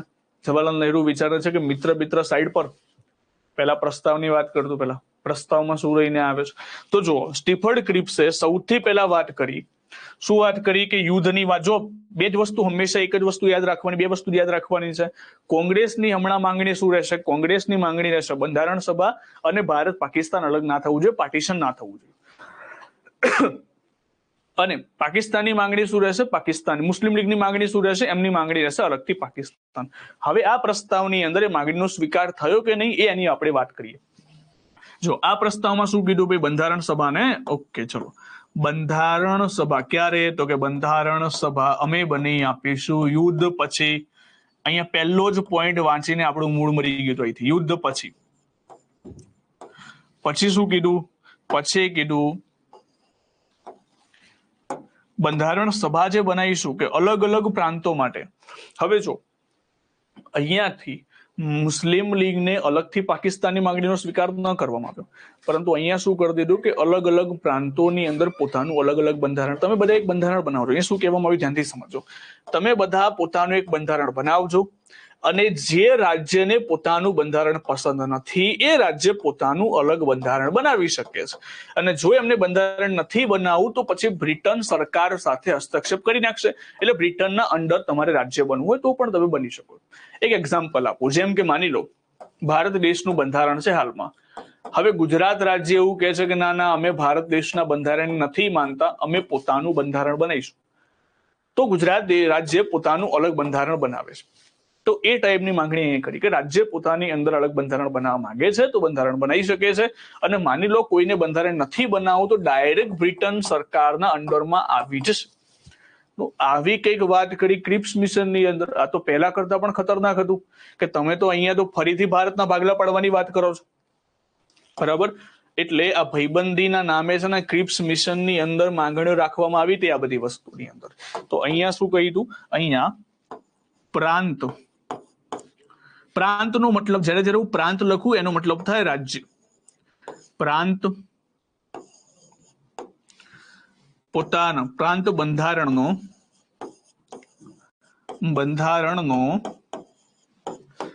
સ્વીકાર કે પોતાનું અલગ બંધારણ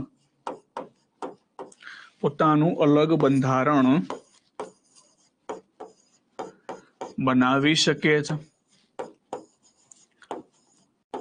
પોતાનું અલગ બંધારણ બનાવી શકે છે.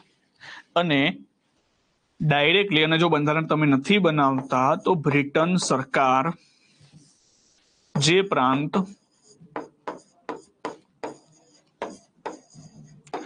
બંધારણનો અસ્વીકાર કરે છે તે બ્રિટન ના અથવા તો બ્રિટનનો હસ્તક્ષેપનો મતલબ થાય કે એના ઉપર બ્રિટન શાસન કરશે. તો આ ટાઈપની માંગણી કોના દ્વારા જોવા મળી? આ ટાઈપની વાત કરી ક્રિપ્સ મિશનની અંદર. હવે તમે મને કહો કે આ માંગણીનો સ્વીકાર થયો છે તો પહેલા કરતા પણ ખરાબ છે. તો ફરીથી આપણે બે પાર્ટી લઈ લઈએ. અહીંયા પાર્ટી આવશે આપણી કોંગ્રેસ પાર્ટી, એટલે કે ઇન્ડિયન નેશનલ કોંગ્રેસ, અને મુસ્લિમ લીગ. આ બંને શું કરી દીધું? આ બંને માંગણીનો શું કરી દીધો? અસ્વીકાર કરી નાખ્યો. ભાઈ આ સ્ટીફર્ડ ક્રિપ્સ ભાઈબંધીના નામે કંઈક તો સારું લાવું હતું.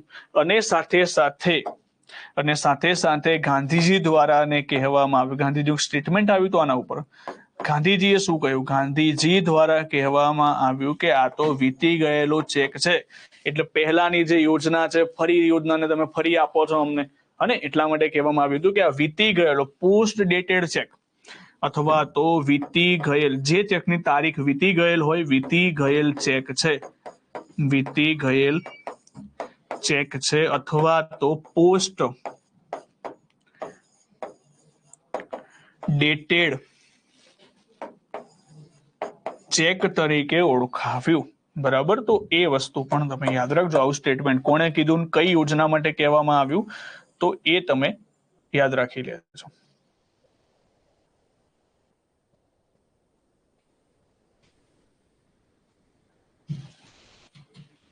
ચલો, ક્લિયર?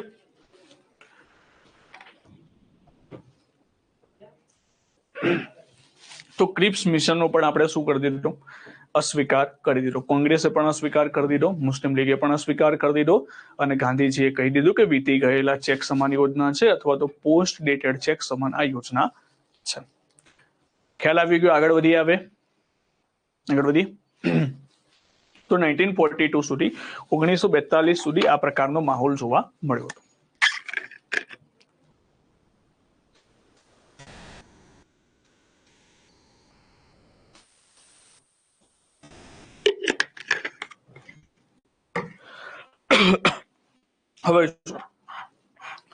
હવે વસ્તુ આવે છે, ફરી એક નવા વાઇસરોય આવે છે, અને એ વાઇસરોય છે વેવેલી યોજના લઈને આવે છે 1945, 1945 નો સમય. 1945 ના સમયની અંદર ફરી એક વાઇસરોય જેનું નામ છે વેવેલ. વેવેલ શું કહે છે? એની પણ આ ટાઈપનો પ્રસ્તાવ હોય છે, એ જ પણ આ ટાઈપનો પ્રસ્તાવ મૂકે છે.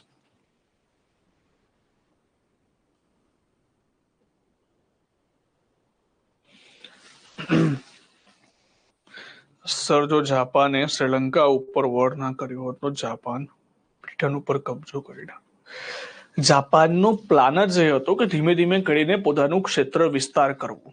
આ સૌથી મોટો પ્લાન હતો. હવે આજે સેકન્ડ વર્લ્ડ વોર નો આખો મુદ્દો છે ને, એની અંદર બહુ મજા આવે મુદ્દો છે. કારણ કે સેકન્ડ વર્લ્ડ વોર ની અંદર જે હિટલરે જે યુદ્ધ કરેલું છે, હિટલરે, તમે નહીં માનો, એ વખતે ભારત દેશની અંદર જયારે વાત થાય છે, એટલે કે જર્મનીની જયારે વાત થાય છે, જર્મનીની, આ જર્મની અને જર્મનીની પાસે એક દેશ એટલે કે રશિયા. જર્મની અને અહીંયા છે રશિયા. હવે મુદ્દો શું હતો? મુદ્દો એ હતો કે જર્મનીના જેટલા પણ શાસક રહ્યા હતા ને, આ શાસકોને હંમેશાથી એક દેશ બહુ પ્રિય હતો, એ હતો રશિયા. કોઈ પણ સંજોગોમાં રશિયા જીતવું હતું. એ ચાહે નેપોલિયન હોય, હિટલર હોય કે એલેક્ઝાન્ડર હોય, આ બધાનું એક સપનું હંમેશાથી રહ્યું હતું કે આપણે રશિયા જીતે, પણ ક્યારે પણ કોઈ જીતી નથી શક્યું. અને એ જ મહત્વકાંક્ષાને પૂરી કરવા માંગતો હતો હિટલર. શરૂઆતમાં રશિયા છે ને જર્મનીને મદદમાં હતું, પરંતુ આ જર્મનીએ રશિયા ઉપર અટેક કરી દીધો. હિટલરે ડાયરેક્ટલી રશિયા ઉપર અટેક કરવાનું શરૂઆત કરી દીધી. તમે વિચાર કરો, જે મિત્ર તમને મદદ કરતો હોય એના જોડે તમે વિશ્વાસઘાત કરો, પછી છોડવાનું છે. હવે રશિયા એ વખતે બહુ સારામાં સારી સ્ટ્રેટેજી બનાવીને આગળ વધ્યું. એટલા માટે રશિયા સંપૂર્ણ રીતે યુદ્ધને જીતી જાય છે. એનું કારણ બહુ મોટું છે. એનું કારણ એ છે કે રશિયાની અંદર જે પ્રમાણેની ઠંડી છે ને, એ પ્રમાણેની ઠંડી જર્મનીના સૈનિક સહન જ ના કરી શકે. અને સૌથી પહેલા અહીંયા જ્યારે સેના જર્મનીથી રશિયા તરફ આગળ વધતી હતી, તો રશિયાના લોકોએ શું કર્યું? અહીંયા જે સામાન્ય લોકો હતા ને, એ સામાન્ય લોકોને અહીંથી ખસેડીને ડાયરેક્ટલી અહીંયા જે રશિયાની જે રાજધાની છે મોસ્કો, આ મોસ્કોની પાછળ બધી પબ્લિકને ભેગી કરી દીધી કે ભાઈ બધા તમે અહીંયા આવી જાઓ. અને અહીંના જેટલા પણ લોકો, જે લોકોને કહી દેવામાં આવ્યું તમારા ખેતરની અંદર અથવા તો વાડીમાં જેટલા પણ પાક થયો બધાને કાપી નાખો. કોઈ જાતની સુવિધા જર્મન લોકોને અહીંયાથી મળવી ના જોઈએ. અને આ બહુ મોટું અંતર હતું. જર્મનીના સૈનિક ત્યાં પહોંચી તો શક્યા હતા, પણ પ્રોબ્લેમ શું થઈ હતી? પ્રોબ્લેમ એક ઠંડી મોટી વસ્તુ હતી ને અહીંયા ખાવાની સુવિધા પણ એટલી બધી નથી, કારણ કે બધા પાક કાપી નાખે, સુવિધા જ ના મળી શકે. અને એ જ રીઝનના કારણે જર્મનીના સૈનિકો જ્યારે અહીંયા પહોંચે છે પહેલાથી થાકી જાય છે. યુદ્ધની વાત તો પછી રહી. અને અહીંયા જે લોકોએ આ મોટામાં મોટી આર્મી બનાવી હતી, એ વખતે 20 લાખની આર્મી અહીંયા ઉભી હતી. 20 લાખની આર્મી ઉભી હતી. અહીંયા જ્યારે જર્મની આવે છે ત્યારે આ બીજી બધી આર્મી અહીંયાથી નીકળીને અહીંયા પણ ટ્રાન્સફર કરી લે છે.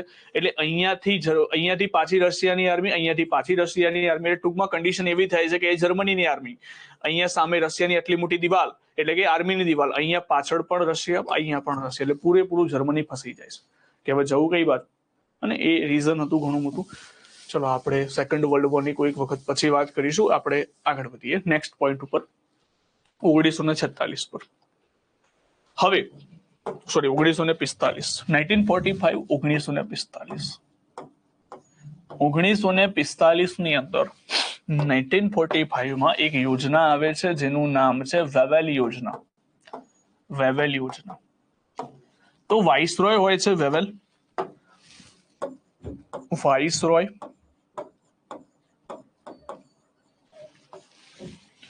વાઇસરોય હોય છે વેવેલ. તો વેવેલ પોતાના માટે, એટલે કે આજે ભારત પાકિસ્તાનનો જે મુદ્દો હતો એના માટે યોજના લાવે છે. આની અંદર પ્રસ્તાવ શું મૂકે છે? પ્રસ્તાવની અંદર વેવેલ એવું કે છે કે જો બંધારણ સભા ક્યારે, તો સાહેબ બંધારણ સભા યુદ્ધ પછી. એક જ માંગણી લઈને આ લોકોને, ભારતીયોને બંધારણ સભા બનાવવા દેવા માટે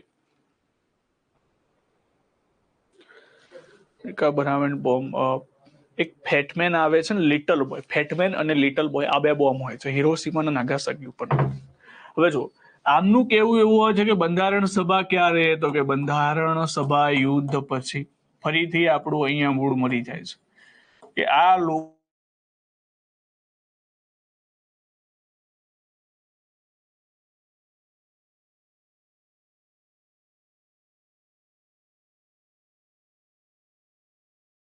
પાકિસ્તાનની માંગણી, અલગ પાકિસ્તાનની માંગણીનો અસ્વીકાર કર્યો. માંગણીનો અસ્વીકાર કર્યો કે અસ્વીકાર. અલગ પાકિસ્તાન નહીં બને, અખંડ ભારત બનશે. એટલા માટે આ યોજનાની અંદર બીજો પોઈન્ટ આપણને ગમ્યો હતો. ના નેટવર્ક તો કમ્પ્લીટ છે અહીંયા. અચ્છા ચોટે છે. હવે થઈ ગયું? હવે ક્લિયર છે?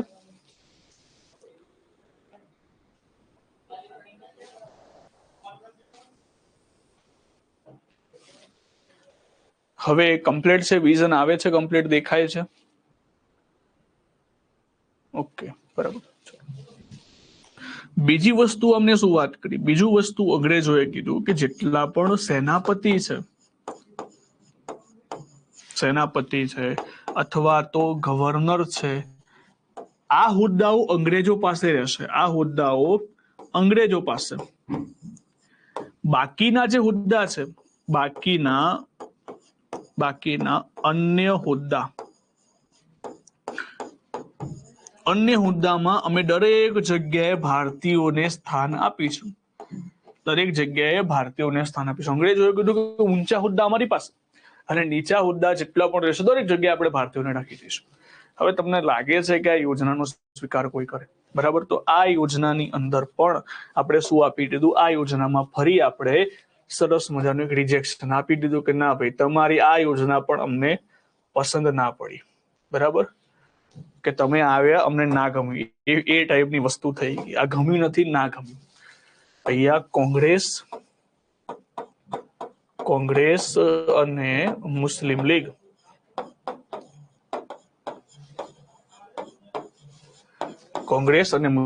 લીગ બંને શું કરી દીધું? આનું રિજેક્શન આપી દીધું કે ના, આ યોજના પણ અમે સ્વીકાર નથી કરતા. હવે જો બીજો મુદ્દો એ આપણને સમજાય છે કે અહીંયા શું થયું? કન્ડિશન આવી બની ગઈ. હવે આવી કન્ડિશન બન્યા પછી એક અખંડ ભારતનો મુદ્દો લઈને સિમલા ખાતે એક સંમેલન બનાવવામાં આવ્યું. સિમલાની અંદર સંમેલન એટલા માટે નાખવામાં આવ્યું કારણ કે સીધી વસ્તુ છે, આજે પણ તમે સિમલા કદાચ જાઓ છો ફરવા માટે, સિમલા, મનાલી, બરાબર, કોઈક વાર જગ્યા જોવા પણ જવાનું. અમુક લોકો તો બસ એમણે બરફ જોવા જાય છે. બરફ તો ફ્રીજમાં છે ભાઈ, બરફની અંદર જમ્મુ કાશ્મીરમાં બરફ છે, પણ સિમલાની અંદર ઘણી બધી સારી જગ્યાઓ છે. ના, ચોક્કસ, એમાં કઈ વાંધો નથી. તો જો સિમલાની અંદર સિમલા સંમેલનનું આયોજન કરવામાં આવ્યું. સિમલા સંમેલનની અંદર મોહમ્મદ અલી જીણાને બોલાવવામાં આવ્યા અને કોંગ્રેસ તરફથી મૌલાના અબુલ કલામ આઝાદ અને ગાંધીજી પણ હતા. અને જીન્નાને સમજાવવાની કોશિશ કરી કે ભાઈ એક ભારત બનાવીએ, શું તકલીફ છે તમને? તમે સમજો કે ભારતનું પાર્ટિસિપેશન કરવું એટલે કે અલગથી આખું અલગ દેશ બનાવો. પાર્ટિસિપેશન કરવું એટલે કે અલગથી પાકિસ્તાનની માંગણી કરવી, અલગથી ભારત બનાવવું ઘણું ટફ થઈ જશે. ત્યાંના લોકો અહીંયા આવશે, અહીંના લોકો ત્યાં જશે, ઘણું ડિફિકલ્ટ છે. એના કારણે આપણે અખંડ ભારત રાખીએ. જીન્ના કોઈ સંજોગમાં માને એવા નતા. સિમલાની અંદર એટલા માટે બોલાવવામાં આવ્યું હતું, ઠંડુ ઠંડુ મગજ એટલે સિમલાની વાદીઓ જોઈને આમ પ્રસન્ન થઈ જાય, પણ જીન્ના ઉપર કોઈ જાતની અસર થઈ નથી. જીન્નાની એક જ માંગણી હતી, મારે અલગ પાકિસ્તાન જોઈએ છે, બસ. અને પછી આ માંગણીનો છેક સુધી આપણે પછી સ્વીકાર કરવા માટે બંધાઈ જઈએ છીએ. એનું કારણ હશે કે ઘણી બધી કોમી હુલ્લડો થવાની શરૂઆત થઈ જાય છે, ઘણી બધી હત્યાઓ થવાની શરૂઆત થઈ જાય છે. એ પણ પછીનો મુદ્દો છે. હવે જો 1945માં ઘટના બની, 1945નો આ જે સમય છે ને, 1945, આ 1945ના સમયની અંદર સેકન્ડ વર્લ્ડ વોર એટલે કે બીજું વિશ્વયુદ્ધ ખતમ થઈ ગયું. હવે આપણને એવું લાગતું હતું કે હવે બધું ગયું, સેકન્ડ વર્લ્ડ વોર ખતમ થઈ ગયું, બ્રિટન જીતી ગયું, તો હવે આપણી માંગણીનો સ્વીકાર થશે જ નહીં, કારણ કે વાર્તા અહીંથી પૂરી થઈ જાય છે. જ્યાં સુધી અંગ્રેજો યુદ્ધ લડતા હતા ત્યાં સુધી આપણી માંગણીનો સ્વીકાર કરી શકતા, પરંતુ હવે તો યુદ્ધ પૂરું થઈ ગયું. પરંતુ ડ્રાફ્ટિક ચેન્જ આવ્યો બ્રિટન દેશની અંદર. 1945 પછી એક નવી ચૂંટણીનું આયોજન થયું. શું થયું? એક નવું ઇલેક્શન આવ્યું. અને આ ઇલેક્શનની અંદર બે પાર્ટી હતી. એક પાર્ટીનું નામ હતું કન્ઝર્વેટિવ પાર્ટી, બીજી પાર્ટી હતી લેબર પાર્ટી. કન્ઝર્વેટિવ પાર્ટીના એ વખતે લીડર હતા વિન્સ્ટન ચર્ચિલ અને લેબર પાર્ટીના હતા ક્લેમન્ટ એટલી. હવે જુઓ, આ બંને વચ્ચે નવું ઇલેક્શનનું આયોજન થયું. નવા ઇલેક્શનની અંદર મજૂર દળના નેતા, તો લેબર પાર્ટીના નેતા એ વડાપ્રધાન બને છે, એટલે કે ક્લેમન્ટ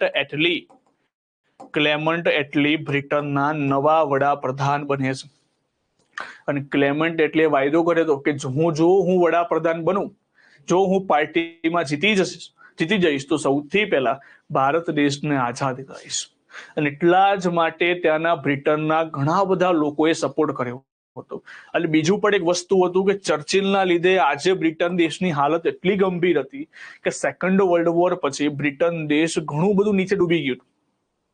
અને કોના કારણે? ચર્ચિલના કારણે. યુદ્ધમાં ક્યાં જોડાવાની જરૂર હતી ભાઈ? બ્રિટનને તો કોઈ નુકસાન હતું નહીં, છતાં પણ યુદ્ધમાં જોડાઈ ગયું. ચર્ચિલના કારણે દેશ ઘણો નીચલા સ્તર ઉપર જતો રહ્યો હતો, અને એટલા માટે નેક્સ્ટ ઇલેક્શન થયું એમાં મજૂર પક્ષના નેતા ક્લેમન્ટ એટલીને જીતાડી દીધા.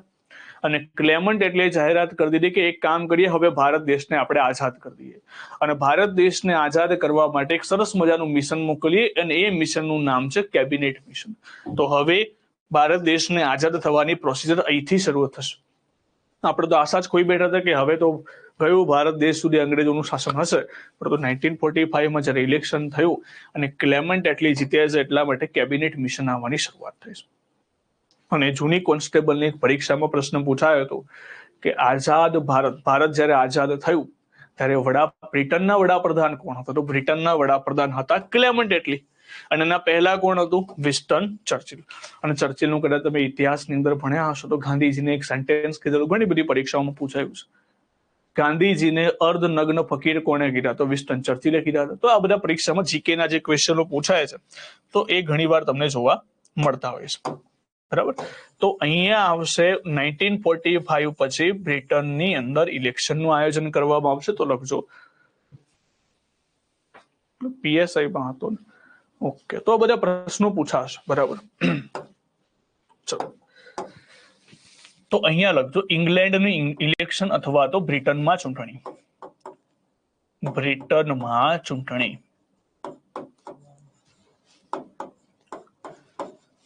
બ્રિટનમાં ચૂંટણી કઈ સાલમાં? 1945 1945.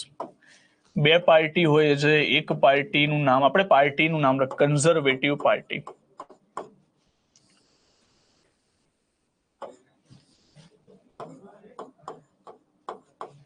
કન્ઝર્વેટિવ.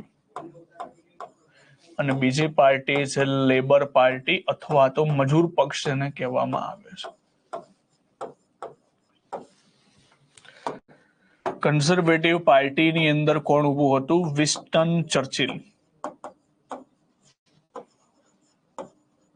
Winston Churchill. અને અહીંયા હતા ક્લેમન્ટ એટલી. ક્લેમન્ટ એટલી. બરાબર. અને આ શું પામી જાય છે? આ બની જાય છે વિનર. વિનર અથવા તો સિમ્પલ ભાષામાં ઇલેક્શન જીતી જાય છે, વિન. હવે જ્યારે ઇલેક્શન જીતે છે, આમના દ્વારા એક જાહેરાત કરવામાં આવે છે. જાહેરાતમાં શું કરવામાં આવે છે? જાહેરાતમાં એક સરસ મજાની જાહેરાત જે ભારતીયોને ખૂબ ગમી જાય છે એવી જાહેરાત.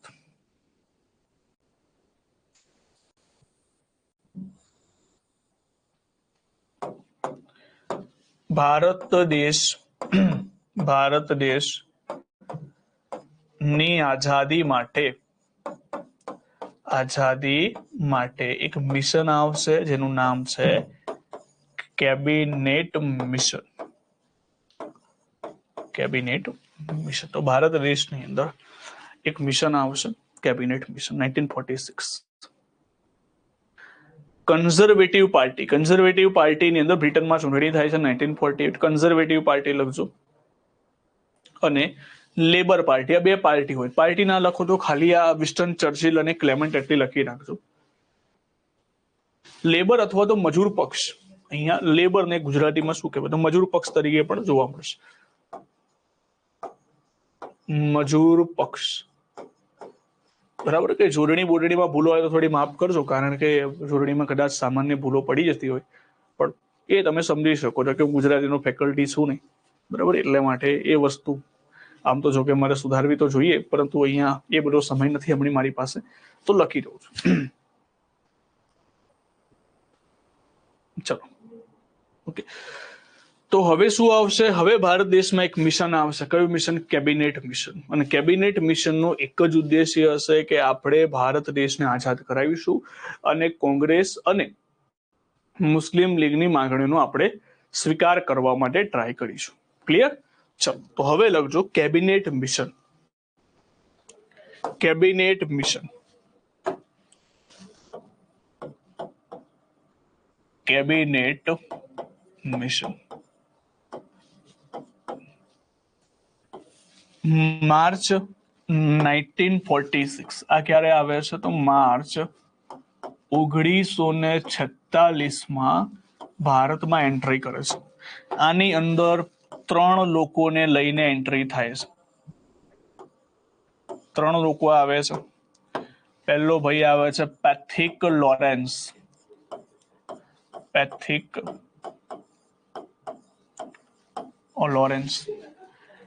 બીજો આવે છે સ્ટીફર્ડ ક્રિપ્સ. સાહેબ આ તો પહેલા આવી ગયો, ફરી લાયા અને સ્ટીફર્ડ ક્રિપ્સ. અને ત્રીજો આવે છે A.V. એલેક્ઝાન્ડર.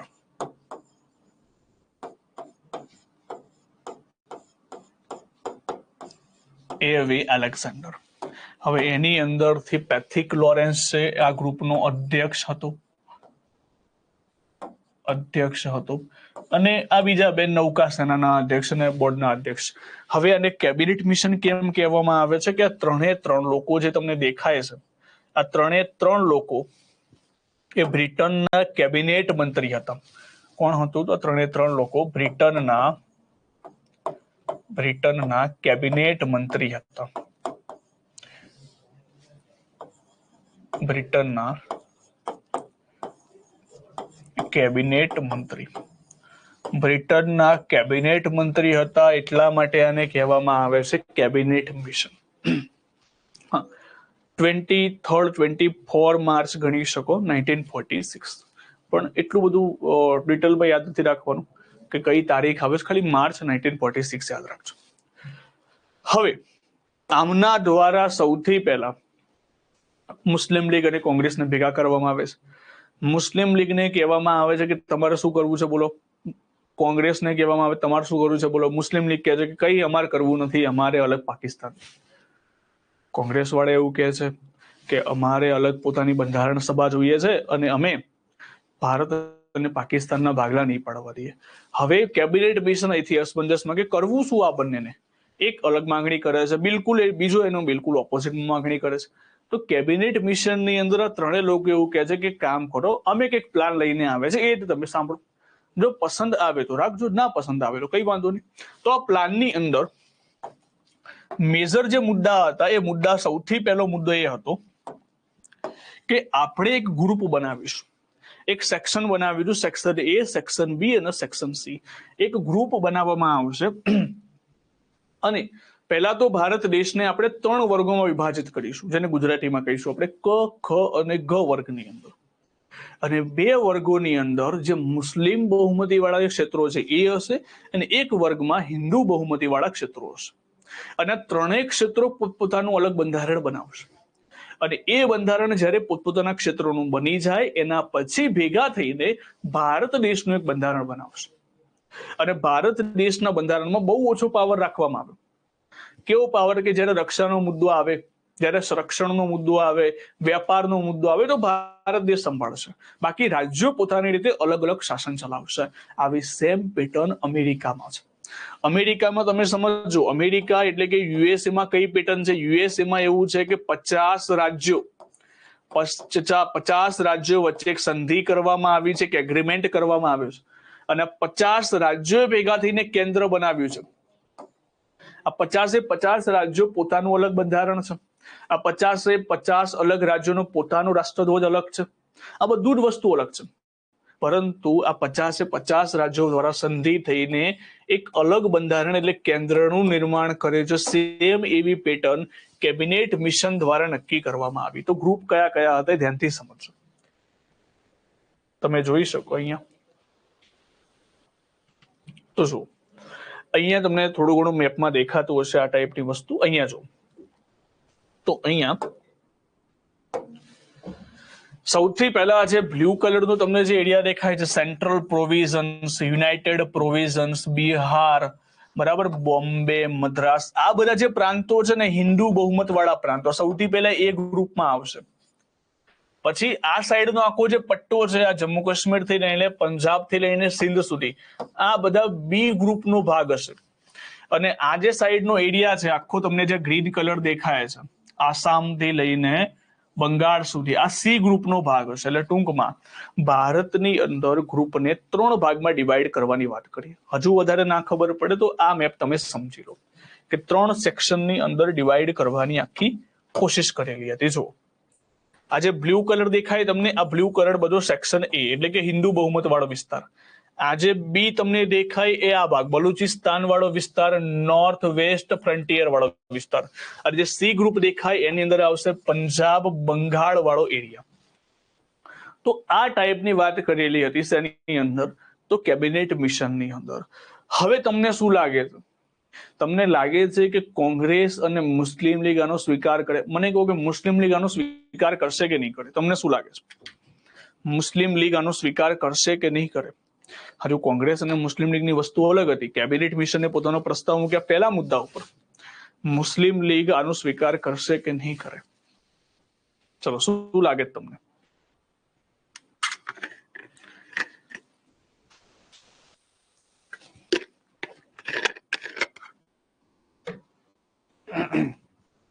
નહીં કરે, નહીં કરે, નહીં કરે, નહીં કરે, નહીં કરે. ચલો, બધાની અલગ અલગ કન્ડિશન છે. જો હવે તમે એક મુદ્દો સમજો. મોહમ્મદ અલી જીણા આ વાંચીને ખુશ થઈ જાય છે.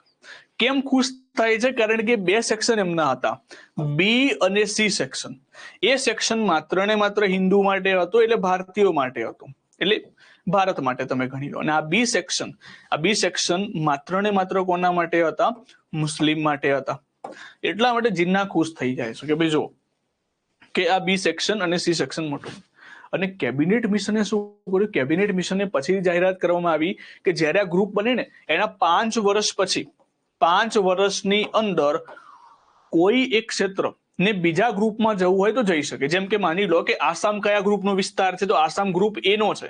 હવે એને કાલે ઉઠીને બી ગ્રુપમાં જવું હોય તો જઈ શકે, સી ગ્રુપમાં જવું હોય તો જઈ શકે, બંગાળ છે એને એ ગ્રુપમાં જવું હોય જઈ શકે, બી ગ્રુપમાં જવું હોય જઈ શકે. તો આવી વસ્તુની પણ કન્ડિશન કરી દીધી. એટલે જીન્ના ખુશ થઈ ગયા. જીન્નાના માઇન્ડમાં એવું છે કે અત્યાર સુધી આપણો જે પહેલા તો સૌથી વધારે એરિયા આપણી પાસે છે, એટલે કે જે એરિયા તમે જોશો પહેલા જે પાકિસ્તાન બનાવવાની વાત કરી એમાં નાનકડો એરિયા મળતો હતો, આ સાઈડનો જ એરિયા મળે એવો હતો. પણ હવે મોટો એરિયા આપણને મળશે. અને સાથે સાથે 5 વર્ષ પછી આ જે વિસ્તારો છે, અમુક બિહારના વિસ્તારો, ઓડિશાના વિસ્તારો, એ પણ આપણા પોતાના અંડરમાં લાવી દઈશું. તો બિલકુલ આવું માઇન્ડસેટ કરીને જીન્ના ચાલતા. એટલે જીન્ના આ યોજનાથી ખુશ થઈ ગઈ કે ના, આ યોજના આપણે સ્વીકારવા બંધાયેલા. એટલે કે ટૂંકમાં આ યોજના આપણને પસંદ આવી, આ ગમ્યું મને. એટલે ટૂંકમાં આ યોજનાનો સ્વીકાર જીન્ના દ્વારા કરવામાં આવે છે. હવે પૂછવામાં આવ્યું કોંગ્રેસને. કોંગ્રેસે શું કહ્યું? કોંગ્રેસની માંગણી એ હતી કે ઠીક છે, ચલો કઈ વાંધો નહીં, તમે આ યોજના બનાવો. પરંતુ અહીંયા કોંગ્રેસ એવી માંગણી રાખી કે કોઈ પણ રાજ્યને શું આ 3 સેક્શનમાં જોડાવું જરૂરી છે? 3 સેક્શનમાં જોડાવું જોઈએ. જો જોડાવું જરૂરી હોય તો આ યોજનાનો અમે અસ્વીકાર કરીએ છીએ. એટલા માટે કોંગ્રેસ એવું કીધું, માની લો કે આસામને કોઈ ગ્રુપમાં જોડાવું જ નથી, કે અમારે એમાં પણ નથી આવું, બીમાં પણ નથી આવું, સીમાં પણ નથી આવું, તો શું એ કમ્પલસરી જોડાવવું પડશે કે પોતાની રીતે સ્વતંત્ર છે? તો કોંગ્રેસે માંગણી રાખી કે જો કમ્પલસરી હોય તો પછી અમે આ યોજનાનો અસ્વીકાર કરીએ છીએ. તો કેબિનેટ મિશનની અંદર જે પેલા 3 લોકો હતા એ લોકોએ પણ કહ્યું ના, કમ્પલસરી નથી, કમ્પલસરી નથી, આ તો પોતપોતાની વસ્તુ છે, જોડાવા માંગે જોડાઈ શકે છે, ના જોડાવા માંગે ના જોડાઈ શકે. હવે જીન્નાને આ મુદ્દો ખબર નથી. જીન્નાએ શું કરી દીધું? ડાયરેક્ટ આવેશમાં આ યોજનાનો સ્વીકાર કરી દીધો. અને આ મુદ્દો પછીથી બહાર આવ્યો કે રાજ્યોને જોડાવું કમ્પલસરી નથી. એટલા માટે અહીંથી શું મુદ્દો થઈ ગયો? અહીંયા પછી જીન્નાએ કીધું ના ભાઈ, આ કેબિનેટ મિશન યોજના હવે મને સ્વીકારવા, હું નહીં સ્વીકારું. આ તો ભાઈ તમે તો ચીટિંગ કરી દીધી. પહેલા તમે આ વસ્તુ કહેતા નથી, હવે તમે એમ કહો છો કે ભાઈ તો સ્વીકાર, હવે હું આ યોજનાને નહીં સ્વીકારું. તો અહીંયા પહેલા તો સ્વીકાર કરી દીધી અને પછી કર્યું કે ના, હું યોજનાનો સ્વીકાર નહીં કરું. પરંતુ એકવાર યોજના સ્વીકાર દીધી અને એના મુજબથી હવે કેબિનેટ મિશનનો પ્લાન પણ પસાર થઈ ગયો અને પછી આ બધી વસ્તુ પછીથી બહાર આવી. એટલા માટે કેબિનેટ મિશન દ્વારા જ્યારે બંધારણ સભાનું આયોજન થાય છે ને, ત્યારે મુસ્લિમ લીગ એમાં ભાગ નથી લેતી. એનું કારણ આ હોય છે, પહેલા શરૂઆતમાં હા પાડીને પછી વિચાર આવ્યો કે ના, કન્ફર્મેશન નહીં આપો, અહીંયા રાજ્યને કમ્પલસરી નહીં આપો. કાલે ઉઠીને બંગાળ એવું કહેશે ના, મારે એક પણ ગ્રુપમાં નથી જોડાવું. કાલે ઉઠીને પંજાબ એવું કહેશે મારે એક પણ ગ્રુપમાં નથી જોડાવું, તો પાકિસ્તાનનો એરિયા કયો રહી જશે, અથવા તો મુસ્લિમ બહુમત વાળો એરિયા કયો રહી જશે? અને એ જ કહેવાય ને કે પૂરા કારણોસર જીન્નાએ પહેલા સ્વીકાર કર્યો અને પછી શું કરી દીધું? અસ્વીકાર કરી દીધું. અને એ જ રીઝનથી પણ પહેલા તો સ્વીકાર કરી દીધો હતો, એટલે કેબિનેટ મિશનનો પ્લાન પૂરેપૂરો ઘડાઈ ચૂક્યો હતો. અને બીજો મુદ્દો, કેબિનેટ મિશનમાં કહેવામાં આવ્યું કે બંધારણ સભાની વાત કરીએ તો બંધારણ સભા માટે શું હતું? તો આમને કહ્યું કે બંધારણ સભાની અંદર, બંધારણ સભામાં એક કામ કરીએ આપણે, બંધારણ સભાની અંદર ટોટલ મેમ્બર કેટલા હશે? ટોટલ મેમ્બર હશે 389 મેમ્બર. કેટલા મેમ્બર હશે? 389 મેમ્બર. આ 389 મેમ્બરમાંથી 296 જે મેમ્બરો છે એ બધા પ્રાંતોમાંથી આવશે. કયા કયા પ્રાંતોમાંથી? તો આ એક પ્રાંત છે, આ એક પ્રાંત છે, આ બધા જે પ્રાંતો છે એ. અને બાકીના જે 93 મેમ્બર્સ છે, 93 મેમ્બર, એ ક્યાંથી આવશે? તો બધા રાજ્યોમાંથી આવશે. આ જે રાજ્યો દેખાય છે ને, આ જે એરિયા દેખાય છે, આ બધા રાજ્યો છે. પ્રિન્સલી સ્ટેટ કહેવામાં આવશે, એટલે કે દેશી રજવાડાનો સમૂહ છે આ દેશી રજવાડા. તો આ 93 લોકો દેશી રજવાડામાંથી આવશે, બાકીના અલગ અલગ. ભારત એ વખતે ટોટલ 11 જેટલા પ્રાંતોમાં ડિવાઇડેડ હતો. ટોટલ કેટલા પ્રાંતોમાં? 11 જેટલા પ્રાંતો. આ જો, આ 1 2 3 4 5 6 7 8 9 10 11 પ્રાંત ટોટલ થઈને અહીંયા તમે કેલ્ક્યુલેટ કરશો તો 1 2 3 4 5 6 7 8 9 10 અને 11 ટોટલ 11 પ્રાંતો હતા ભારત દેશમાં. 11 રાજ્યો હતા. એ વખતે ભારત દેશના 11 રાજ્યોમાં ઇલેક્શન થશે અને 11 રાજ્યોમાંથી ઇલેક્શન થઈને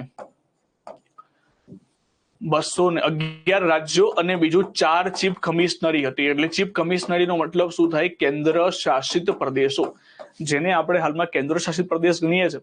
એવી જ રીતે એ સમયની અંદર એક નામથી ઓળખવામાં આવતું, એ નામ હતું ચીફ કમિશનરી. 11 પ્રાંતોમાંથી 296 મેમ્બર આવશે અને 4 પ્રાંતોમાંથી 4 અલગ અલગ ચીફ કમિશનરીમાંથી 4 મેમ્બર આવશે.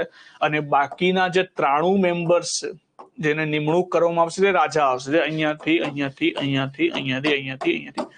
આ વિસ્તારોમાંથી આવશે. બરાબર? હવે ધ્યાનથી સમજીએ. આ મેં ઉપરથી થોડી ઘણી આપણે એનાલિસિસ કરી. હવે જો બંધારણ સભાના નિર્માણમાં તમે ધ્યાનથી સમજો, આ પ્રકારનો આખો માહોલ હતો. ટોટલ કેટલા મેમ્બર આવી ગયા?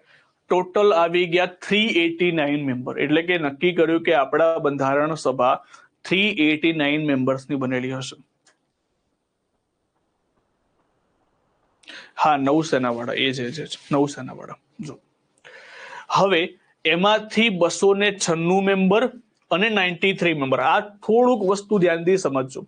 આ 296 મેમ્બર છે ને, એ ક્યાંથી આવશે? તો આ ચૂંટાઈને આવશે, આમનું ઇલેક્શન થશે. ક્યાંથી આવશે? ચૂંટાઈને આવશે, આમનું ઇલેક્શન થશે. અને આ જે રાજા છે એમને નિમણૂક કરવામાં આવશે. શું કરવામાં આવશે? નિમણૂક. એટલે કે રાજાઓનું ઇલેક્શન નહીં થાય. માની લો કે હૈદરાબાદના કોઈ રાજા છે અથવા તો બીજા કોઈ રાજ્યના કોઈ રાજા છે. રાજાની અંદર કહી દેવામાં આવ્યું કે ભાઈ તમે તમારા રજવાડા છે એમાંથી 93 પ્રતિનિધિત્વને મોકલી દેજો. જેમ કે માની લો કે અહીંયા એક રજવાડું છે ને અહીંયા એક રજવાડું છે. હવે આ રાજા કહે છે કે હું જઉં, આ રાજા કહે છે હું જઉં. પોતાની અંદરથી આપસી સમજથી કોઈ પણ એક રાજાને આવી જવાનું રહેશે. કારણ કે રાજા વચ્ચે તમે ઇલેક્શન કરાવો તો માની લો કે કોઈ રાજા હારી ગયા, તકલીફ પડી જશે અને પ્રજાને જીવવા નહીં દે. તો એ ઘણા બધા રીઝન હતા જેના કારણે એવું નક્કી કરવામાં આવ્યું કે રાજાની અંદર બીજું વસ્તુ, રાજાનું પણ એક પોતાનું સન્માન છે. અને રાજા માની લો કે ઇલેક્શનમાં હારી જાય તો સન્માનની વાત આવી જાય. એટલા માટે રાજાને એવું કહેવું કે તમારું ઇલેક્શન નથી થવું, તમને ડાયરેક્ટલી શું કરી દેવામાં આવશે? નિમણૂક કરી દેવામાં આવશે. તમે તમારી રીતે નક્કી કરી દો કોને બંધારણ સભામાં બેસવું છે. હવે આજે 296 મેમ્બર હતા એ કઈ કઈ જગ્યાએથી હતા? 296 મેમ્બર 11 પ્રાંત અને 4 ચીફ કમિશનરીમાંથી હતા. 11 પ્રાંતો મેં તમને મેપમાં બતાવી દીધા. 11 પ્રાંતો, 11 પ્રાંતોમાંથી 292 મેમ્બર્સ અને 4 મેમ્બર્સ એની જગ્યાએથી હતા ચીફ કમિશનરીમાંથી. કઈ કઈ ચીફ કમિશનરી હતી? તો દિલ્હી હતી, અજમેર, કુર્ગ અને બલુચિસ્તાન વાળો વિસ્તાર હતો. હવે સાહેબ પ્રશ્ન એ થાય કે આ ઇલેક્શન થયું કેવી રીતે કરવામાં આવ્યું? તો જો 11 પ્રાંતોમાં અલગ અલગ વિધાનસભાઓ હતી. 11 પ્રાંતોમાં શું હતું? અલગ અલગ વિધાનસભાઓ હતી. તો અહીંયા હું જયારે ચૂંટણીની વાત કરું છું, સૌથી પહેલા એક કામ કરીએ, ચૂંટણીની વાત આપણે નેક્સ્ટ સ્લાઇડની અંદર કરીએ. તમે હમણાં ના લખતા, હમણાં તમે લખતા નહીં, હું પહેલા આખું બનાવી દઉં પછી તમે સમજજો ધ્યાનથી. ચૂંટણી તો ચૂંટણીની અંદર જેમ કે માની લો કે આ પ્રાંત છે એટલે કે રાજ્ય છે, આ રાજ્યની વિધાનસભાઓ છે. શું છે? રાજ્યની વિધાનસભા. રાજ્યોમાં પણ અલગ અલગ વિધાનસભાઓ હતી અને અહીંયા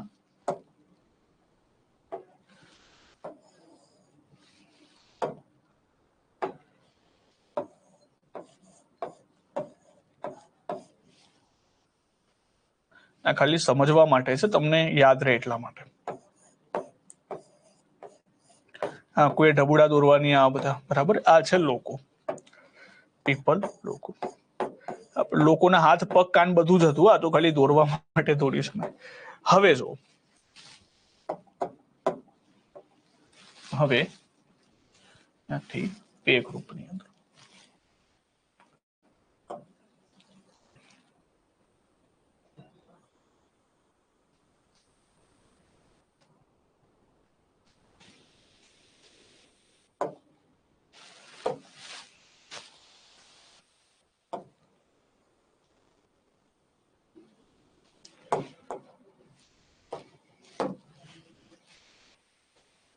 હવે આપણે બે ગ્રુપમાં ડિવાઈડ કરીશું.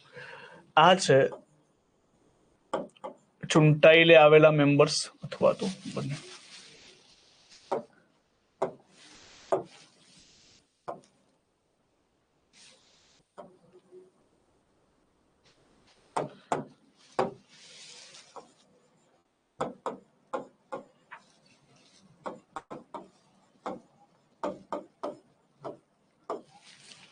ચૂંટાઈને જે આંકડો આપણા સમક્ષ આવ્યો હતો એ હતો 296 અને આજે આંકડો હતો 93.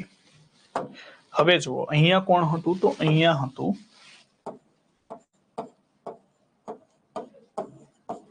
આ બધા રાજા છે.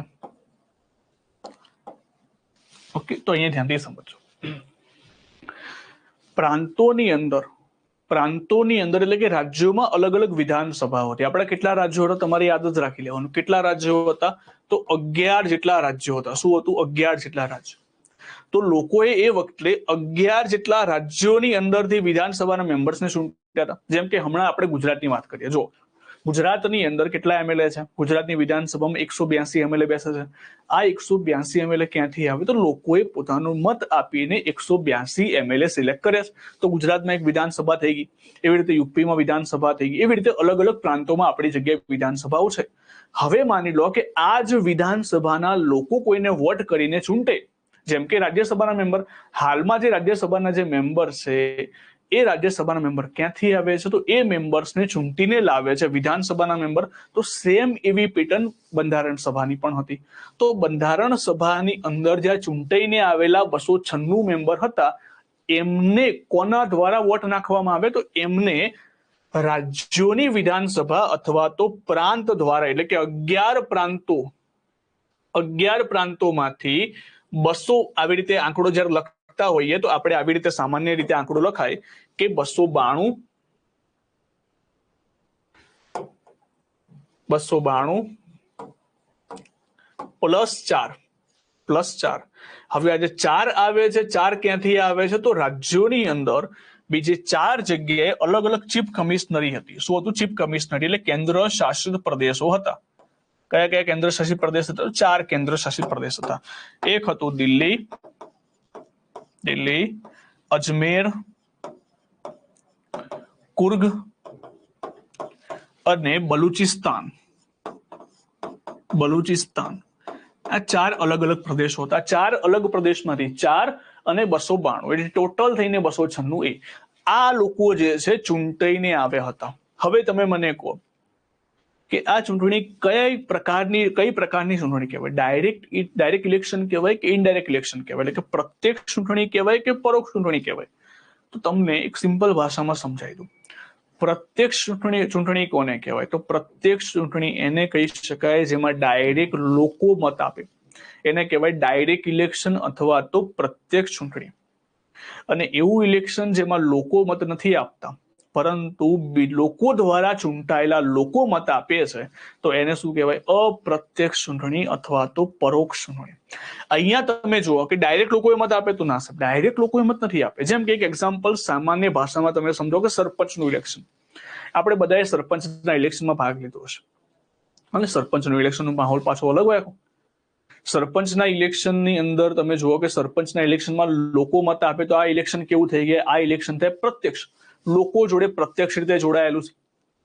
હવે બીજી વાત કરું કે ઉપસરપંચનું ઇલેક્શન. ઉપસરપંચના ઇલેક્શનમાં ભાગ લો છો? ના. ઉપસરપંચનું ઇલેક્શન કેવી રીતે? તમે સભ્યોને ચૂંટીને લાવો છો. એ સભ્યો કોને ચૂંટીને લાવે છે? એ સભ્યોમાંથી જ કોઈ વ્યક્તિ શું બને છે? ઉપસરપંચ બને છે. તો એવી જ રીતે અહીંયા છે. તો એ ઉપસરપંચનું ઇલેક્શન અપ્રત્યક્ષ પ્રકારનું છે. તો આ ઇલેક્શનમાં તમે જો લોકોએ વિધાનસભાના મેમ્બરને ચૂંટ્યા અને આ વિધાનસભાના મેમ્બરે કોને ચૂંટ્યા? બંધારણ સભાના મેમ્બરને. ટૂંકમાં આ ઇલેક્શન કયું આધારિત હતું? તો આ ચૂંટણી જે હતી, આ ચૂંટણી અપ્રત્યક્ષ ઇલેક્શન હતું. કેવું ઇલેક્શન હતું? અપ્રત્યક્ષ ઇલેક્શન. ચૂંટણી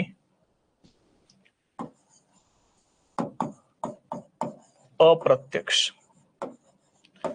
અપ્રત્યક્ષ પણ લખી શકાય, અપ્રત્યક્ષ પણ લખી શકાય, અથવા તો લખી શકાય પરોક્ષ, અથવા તો શું લખી શકાય? પરોક્ષ. બીજી વસ્તુ, હવે આપણે વાત કરીએ રાજાની. તો રાજાની અંદર તો શું હતું? રાજાએ પોતાની આપસી સહમતિથી 93 રાજાઓ ડાયરેક્ટલી બંધારણ સભામાં બેસવાના હતા અને આ બંને ભેગા થઈને એક આંકડો બનતો હતો આપણી પાસે. કયો આંકડો? તો એ આંકડો બનતો હતો 389 નો આંકડો. કયો આંકડો? 389 મેમ્બર્સ નો આંકડો.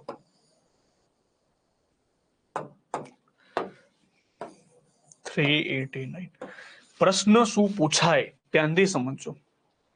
પ્રશ્ન એવી રીતે પૂછાય કે બંધારણ સભાની ચૂંટણી અંશતઃ પરોક્ષ, એટલે આ રીતે ફરીથી એક વાર બોલું છું. બંધારણ સભાના સભ્યો અંશતઃ ચૂંટાયેલા અને અંશતઃ નિમાયેલા હતા. ચલો, આ વિધાન સાચું થાય કે ખોટું? ફરી એકવાર પ્રશ્ન પૂછું છું કે બંધારણ સભાના સભ્યો અંશતઃ એટલે કે થોડા ઘણા પ્રમાણમાં ચૂંટાયેલા અને અંશતઃ નિમાયેલા હતા. ચલો, વિધાન સાચું થાય કે ખોટું થાય?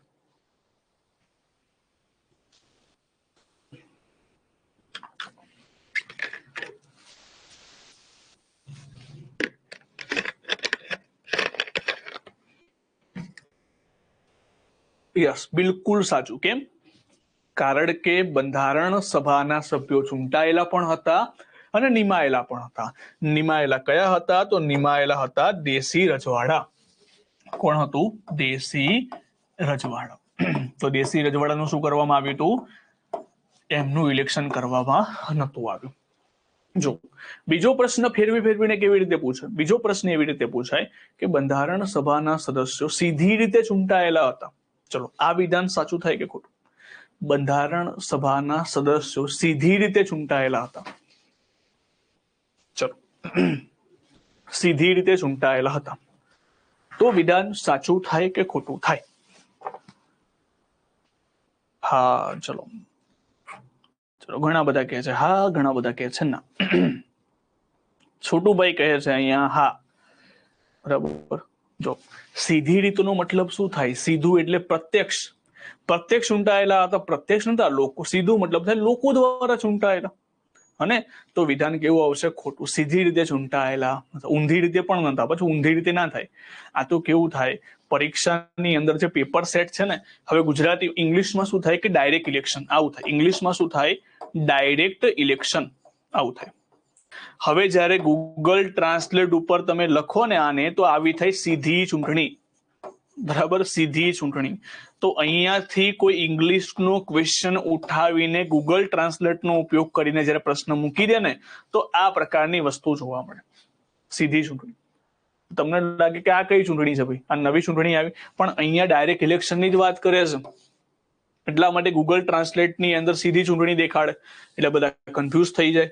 બરાબર. એટલે જનરલી પેપર ઉઠાવે છે ને ઇંગ્લિશની અંદર, કાં તો પછી હિન્દીની અંદરથી ગૂગલ ટ્રાન્સલેટનો ઉપયોગ કરીને ગુજરાતીમાં કન્વર્ટ કરે છે, ત્યારે આ પ્રકારની ઇસ્યુ થઈ શકે. એટલા માટે યાદ રાખજો, સીધી ચૂંટણીનો મતલબ થાય જેમાં ડાયરેક્ટ લોકો મત આપે એને સીધી ચૂંટણી કહેવાય. અને પરોક્ષ આધારિત ચૂંટણી એને કહેવાય જેમાં લોકો ડાયરેક્ટલી મત ના આપે, ઇનડાયરેક્ટલી મત આપશે. ઓકે, હવે સાહેબ એ તો બધું બરાબર છે, પણ આટલો જ આંકડો કેમ રાખવામાં આવે 389 મેમ્બર જ કેમ, અને કેવી રીતે નક્કી થયું 389 નંબર? તો એ વખતે ભારત દેશની અંદર એવરેજ જે પોપ્યુલેશન હતી ને ભારત દેશમાં એવરેજ જે પોપ્યુલેશન હતી એ એવરેજ હતી સમથિંગ 38 કે 39 કરોડની આસપાસ. 38 કરોડની આસપાસ 38 કરોડની આસપાસ પોપ્યુલેશન હતી. એટલા માટે નક્કી કરવામાં આવ્યું કે કામ કરીએ 10 લાખે એક બેઠક રાખવામાં આવશે. શું કરવામાં આવશે? 10 લાખે એક બેઠક. કેવી રીતે 10 લાખે એક બેઠક? જેમ કે માની લો કે અહીંયા આટલા વિસ્તારમાં 10 લાખ થઈ ગયા તો અહીંયા એક મેમ્બર અહીંથી આવશે, અહીંયા આટલા વિસ્તારમાં 10 લાખ થઈ ગયા તો એક મેમ્બર અહીંથી આવશે, અહીંયાથી એક, એવી રીતે ટોટલ ભારતના 10 લાખે એક બેઠક કેલ્ક્યુલેટ કરવામાં આવી. આ 10 લાખે એક બેઠક કેલ્ક્યુલેટ થયા પછી ભારતની એક્યુરેટ સીટ નીકળે છે 389, એટલે કે 38 કરોડ ને જો તમે 10 લાખ એક બેઠક નક્કી કરો તો એવરેજ આંકડો 389 નો આંકડો આવે છે. એટલા માટે આપણે 389 મેમ્બર્સને સિલેક્ટ કર્યા હતા. જો કોઈ વસ્તુ ગોખવાની નથી, દરેક વસ્તુ સમજવાની છે. કેમ આટલું આવ્યું, કેવી રીતે આવ્યું, તમે મને ક્વેશ્ચન કરી શકો છો. હા, મને અમુક વસ્તુનું નહીં ખબર હોય તો હું જેન્યુઅલી તમને જણાવી દઈશ કે આનો આઈડિયા નથી.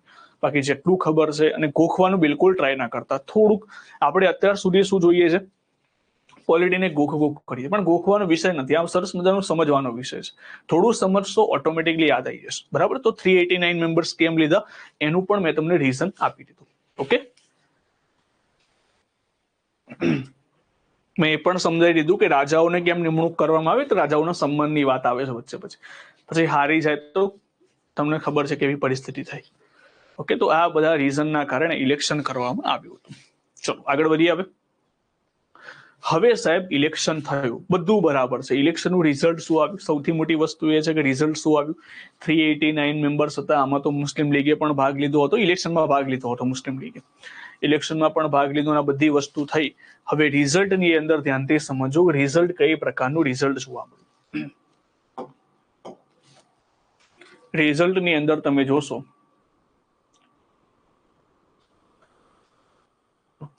રિઝલ્ટ આ ટાઈપનું રિઝલ્ટ હતું કે આની અંદરથી કોંગ્રેસ પાસે કેટલી સીટો ગઈ? 389 મેમ્બરની અંદરથી કોંગ્રેસ પાસે 208 મેમ્બર્સ હતા. મુસ્લિમ લીગ પાસે 73 મેમ્બર, અપક્ષ જે લોકોએ ફોર્મ ભર્યા હતા એ લોકો પાસે 8 મેમ્બર, અન્ય પાર્ટીઓ વિજયી રહી હતી 7 મેમ્બર્સ એના હતા, અલગ અલગ પાર્ટીઓમાંથી હતા. ટૂંકમાં તમે જોશો કે આ બધાનું કેલ્ક્યુલેશન કરશો 389 મેમ્બર્સ થશે. હજુ ઘણી બધી વાર પ્રશ્ન પૂછે છે કે આમાંથી જાતિવાઇઝ ડિવાઈડ કરવામાં આવશે કે હિન્દુઓ પાસે કેટલી સીટો હતી, તો હિન્દુઓ પાસે હતી 163 સીટ્સ, મુસ્લિમ પાસે 80 સીટ, અનુસૂચિત જાતિ પાસે 31 સીટ. હવે કોઈને ક્વેશ્ચન થાય કે સાહેબ હિન્દુઓની અંદર અનુસૂચિત જાતિ ના આવે? હા, તો એ વખતે હિન્દુઓની અંદરથી એક સમાજ ધારા જે હતી, આ સમાજ ધારામાંથી અનુસૂચિત જાતિ જનજાતિને કેલ્ક્યુલેટ કરવામાં નહોતું આવતું. તો એટલા માટે, અને બીજું રીઝન એ પણ હતું કે અનુસૂચિત જાતિ જનજાતિનું અલગ મતદાર મંડળ પણ ડિવાઈડ હતું. એ બે રીઝન હતા જેના માટે બંને વસ્તુને અલગ કરવામાં આવી. સાહેબ તો પછાત વર્ગ લખેલું છે. હવે પછાત વર્ગ હોય કાં તો પછી અનુસૂચિત જનજાતિ હોય, અને અનુસૂચિત જનજાતિ એ વખતે પછાત વર્ગ હતું જ નહીં. ખાસ કરીને લખવામાં આવે છે કે અનુસૂચિત જાતિ. આ ક્વેશ્ચન જીપીએસસીમાં 2 વખત પ્રશ્ન પૂછાઈ ગયો છે. 2 વખત આ પ્રશ્ન પૂછાઈ ગયો છે કે કઈ જાતિ અથવા તો કઈ જ્ઞાતિ ત્રીજા નંબર પર હતી, તો હિન્દુ મુસ્લિમ પછી કઈ આવે છે? અનુસૂચિત જાતિ. હવે જો ક્વેશ્ચન પૂછાય ચોથા નંબર વાળો પૂછે તો તમારે યાદ રાખવાનું કોણ આવશે? અનુસૂચિત જનજાતિ આવશે. પછી ખ્રિસ્તી, શીખ, એંગ્લો ઇન્ડિયન અને પારસી. તો આ પ્રમાણેનું અલગ અલગ પ્રતિનિધિત્વ હતું. ઈડબ્લ્યુએસ એ અલગ છે ભાઈ, આ હું વાત કરું છું 1946. ઈડબ્લ્યુએસ આવે છે 2019માં. હજુ આપણો ભારત દેશ આઝાદ નથી થયો. 1946 ની વાત છે. આ 1946 ની વાત કરું છું, હમણાંની નહીં.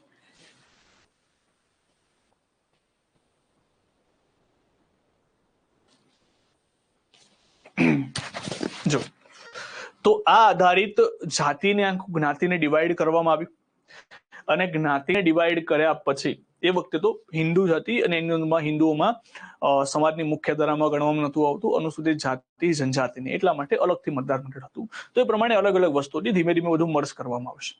તો આ પ્રકારનું રિઝલ્ટ આવ્યા પછી મુસ્લિમ લીગ ખૂબ નારાજ થાય છે. કેમ નારાજ થાય છે? તો કોંગ્રેસની પાસે 208 સીટો, મુસ્લિમ લીગ પાસે 73 સીટો. એટલે જ્યારે બંધારણ સભાની પ્રથમ બેઠક હોય છે, બંધારણ સભાની પ્રથમ બેઠક મેં લખાયું છે, બંધારણ સભાની પ્રથમ બેઠક કઈ તારીખ?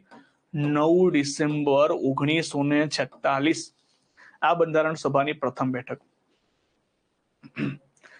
એંગ્લો ઇન્ડિયન પર આવું છું કે જો બંધારણ સભાની જે પ્રથમ બેઠક હોય છે 9 ડિસેમ્બર 1946, એની અંદર માત્ર ને માત્ર 207 મેમ્બર હાજર હોય છે. કેટલા મેમ્બર? 207. હવે તમે વિચાર કરો કે આપણી બંધારણ સભા કેટલા મેમ્બરની છે? બંધારણ સભા છે 389 મેમ્બરની. એની અંદરથી 207 મેમ્બર હાજર હોય એટલે કે એવરેજ 182 મેમ્બર ગેરહાજર હતા સાહેબ. 182 સાહેબ. એની અંદર તો 73 ખાલી મુસ્લિમ લીગના, તો બાકી કયા ગેરહાજર હતા? બાકી ગેરહાજર હતા દેશી રજવાડા. દેશી રજવાડાઓએ પણ આની અંદર એટલો બધો ભાગ નહોતો લીધો, કારણ કે એમને કોઈ ઇન્ટરેસ્ટ વધારે હતો નહીં. બરાબર, બંધારણની અંદર એ બધું ભારતનું કામ હતું, તો પોતાનું રાજ્ય રાજા સંભાળીને બેઠા હતું, તો એની અંદર કોઈ ઇન્ટરેસ્ટ હતો નહીં. એટલા માટે 2 લોકોએ ખાસ કરીને બંધારણ સભાની પ્રથમ બેઠકમાં ભાગ નહોતો લીધો. હવે તમારા મુદ્દા ઉપર આવું છું, પોઈન્ટ ઉપર આવું છું. અકુલજીએ પૂછ્યું છે એંગ્લો ઇન્ડિયન, એંગ્લો ઇન્ડિયન. હવે એંગ્લો ઇન્ડિયન કોને કહેવાય? તો એંગ્લો ઇન્ડિયનમાં સમજજો કે જેના પિતા યુરોપિયન વંશજના હોય. યુરોપિયન વંશજનો મતલબ હોય પોર્ટુગીઝ છે, ડચ છે, ફ્રાન્સ છે, અંગ્રેજો છે, માતા ભારતીય હોય અને જે બાળક થાય એ બાળકને આપણે ગણીએ છીએ એંગ્લો ઇન્ડિયન બાળક છે. ટૂંકમાં પિતા પરદેશી, માતા ભારતીય હોય, તો એ બાળક જે થાય એ બાળકને આપણે ગણીશું એંગ્લો ઇન્ડિયન. હવે નોટ શું કરવાનું એ હું લખાઈ દઉં છું તમને. ચલો, આ રિઝલ્ટ ખાલી રિઝલ્ટ નથી લખવાનું, આપણે રિઝલ્ટમાં ખાલી સમજવાનું હતું કે આ પ્રકારનું રિઝલ્ટ આવેલું હતું. ચલો, તો હવે આગળની અંદર છે ને, હવે જો હું જેટલું કહું છું એટલું લખવાનું છે. સૌથી પહેલા કેબિનેટ મિશનની અંદર તમે લખ્યું નહીં હોય કઈ, તો કેબિનેટ મિશનની અંદર અહીંયા એક પ્લાન આપણે બનાવી દઈએ. હવે પ્લાનની અંદર સૌથી પહેલા શું વાત કરી? ક, ખ, ગ. 3 સમુદાયમાં વિભાજિત, 3 સમુદાયમાં વિભાજિત કરવામાં આવશે, વિભાજિત થશે. અને આજે ક્વેશ્ચન છે કદાચ તલાટી યા જુનિયર ક્લાર્ક અથવા તો વીએમસી નો ક્વેશ્ચન છે. વીએમસી માં પ્રશ્ન પૂછાયો હતો અથવા તો ડીવાયસ, મને એક્ઝેક્ટલી યાદ નથી, પણ હમણાં 2023 ની પરીક્ષામાં તો કેબિનેટ મિશનમાં 3 અલગ અલગ પ્રકારની 3 સમૂહની જોગવાઈ કરવામાં આવી, તો વિધાન સાચું થશે. બરાબર, આ એક ક્વેશ્ચન હતો, એટલા માટે તમને યાદ કરાવું છું. જો બીજી વસ્તુ શું કહેવામાં આવી? બીજી વસ્તુની વાત કરવામાં આવી કે બંધારણ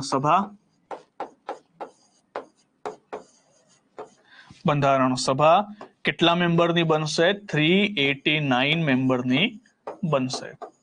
હવે આ યોજનાની અંદરથી બંને લોકોએ આનો સ્વીકાર કર્યો હતો. બંને લોકો એટલે કોણ કોણ? એક છે કોંગ્રેસ અને મુસ્લિમ લીગ. તો બંને આનો શું કર્યો હતો? સ્વીકાર. પહેલા તો સ્વીકાર જ કર્યો, તો પહેલાની જ વસ્તુ આપણે લખીશું, કોંગ્રેસ અને મુસ્લિમ લીગ. આ બંને આનો શું સ્વીકાર એટલે કે યસ કરી દીધું હતું. બરાબર, ચલો, આટલું વસ્તુ લખાઈ ગયું હોય, તો એટલી વસ્તુ લખાઈ ગયું હોય તો એના પછી આ વસ્તુ તમે ડ્રો ના કરી શકો, પણ એટલીસ્ટ તમે ખાલી એટલું વસ્તુ મર્જ કરી દેજો. એક કામ કરજો, હવે તમે આને લખશો કેવી રીતે? તો એ છે ને, એક કામ કરો, આ જે પીપીટીમાં લખેલું છે ને એ વસ્તુ તમે લખી દો. તમારે શું લખવું છે, મેં જે બોર્ડ વર્ક કર્યું છે એ લખવું છે, તમારી ઉપર આધાર છે. નહીં તો પીપીટી માંથી તમે લખી દેજો. અહીંયા જે પીપીટી આપેલી છે મેં અહીંયા, એમાંથી લખી દેજો.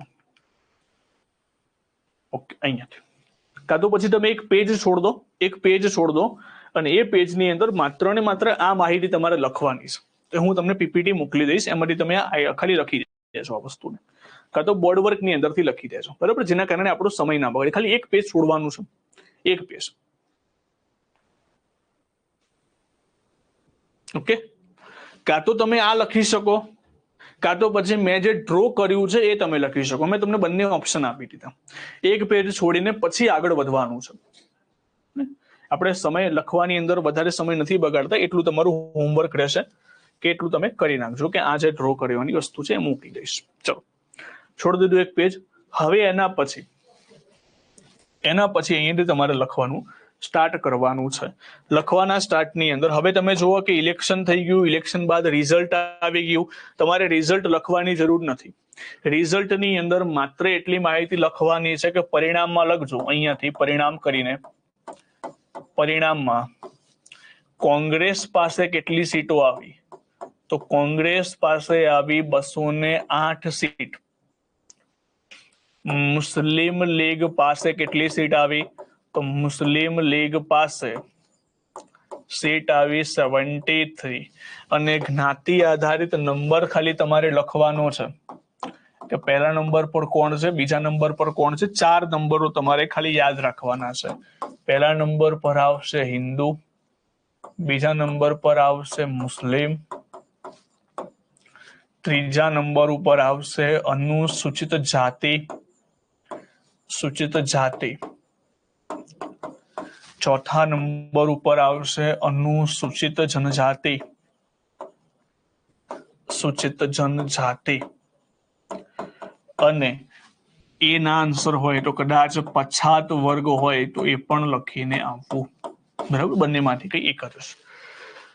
હવે તમે વિચાર કરો કે સાહેબ ઇલેક્શનની અંદર આ ઇલેક્શનમાં શું વયસ્ક મત અધિકાર હતો? દરેક લોકોને મત આપવાનો ચાન્સ હતો. અહીંયા જે આપણે લોકો જોયા, લોકો કયા કયા હતા સાહેબ? એ લોકો કોણ હતું? તો લોકોમાં આ જે લોકો હતા ને, આ લોકો જે શિક્ષણ સાથે જોડાયેલા હોય એવા લોકો હતા, જે પૈસાદાર લોકો હોય એવા લોકો હતા, અને જે જમીન, જેની પાસે વધારે જમીન હોય એવા લોકો હતા. એવા લોકોનો ફાળો દેશની અંદર 10% જ હતો. એવા લોકોનો ફાળો કેટલા ટકા હતો? 10% લોકો.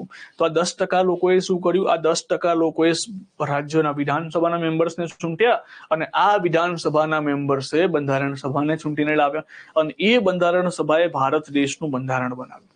એટલે ઘણી બધી વાર એવું કહેવામાં આવે છે કે બંધારણ બનાવવા પાછળ ઇનડાયરેક્ટ માત્ર ને માત્ર 10% લોકોનો ફાળો હતો. એટલા માટે આ ઇલેક્શનની અંદર લખી શકીએ આપણે, અહીંયા પોઈન્ટ કરીને લખજો.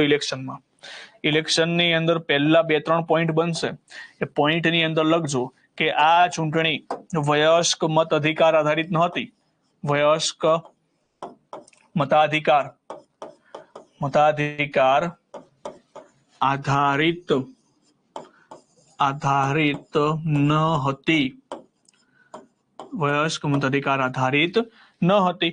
બીજી વસ્તુ લખજો કે શું સાહેબ અહીંયા મહિલાઓ હતી? તો જી હા, બિલકુલ હતી. કેટલી મહિલાઓ હતી? તો મહિલાઓ હતી 15 જેટલી મહિલાઓનો ફાળો હતો. મહિલા કેટલી હતી? તો મહિલા હતી 15. અને આ 15 મહિલાઓના અધ્યક્ષ કોણ હતા? આ 15 મહિલાઓના જે અધ્યક્ષ બન્યા હતા મહિલા ટીમની અંદર, તો એ હતા હંસાબેન ભરતભાઈ પરમાર નહીં, પરંતુ હંસાબેન મહેતા. યાદ રાખજો, હંસાબેન મહેતા જીવરાજ મહેતાના વાઇફ હતા. જીવરાજ મહેતા ગુજરાતના મુખ્યમંત્રી, પ્રથમ મુખ્યમંત્રી, એમના પત્ની હતા હંસાબેન મહેતા, અને એમના દ્વારા 15 મહિલાઓ જે હતા એમની ટીમના અધ્યક્ષ હતા હંસાબેન મહેતા. અને પ્રથમ ગુજરાતી પણ તમે ગણી શકો, પ્રથમ ગુજરાતી મહિલા હતા, અથવા તો એકમાત્ર ગુજરાતી મહિલા તમે કહી શકો, એકમાત્ર ગુજરાતી મહિલા.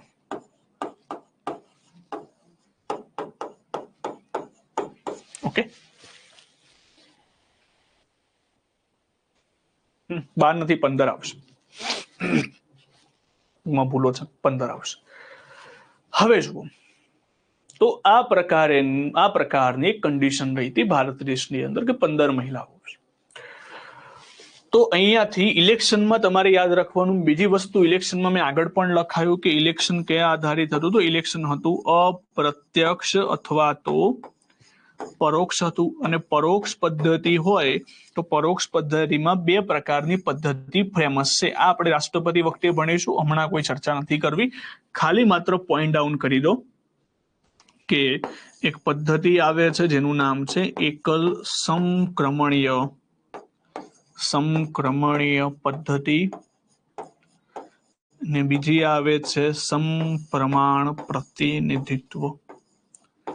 સમપ્રમાણ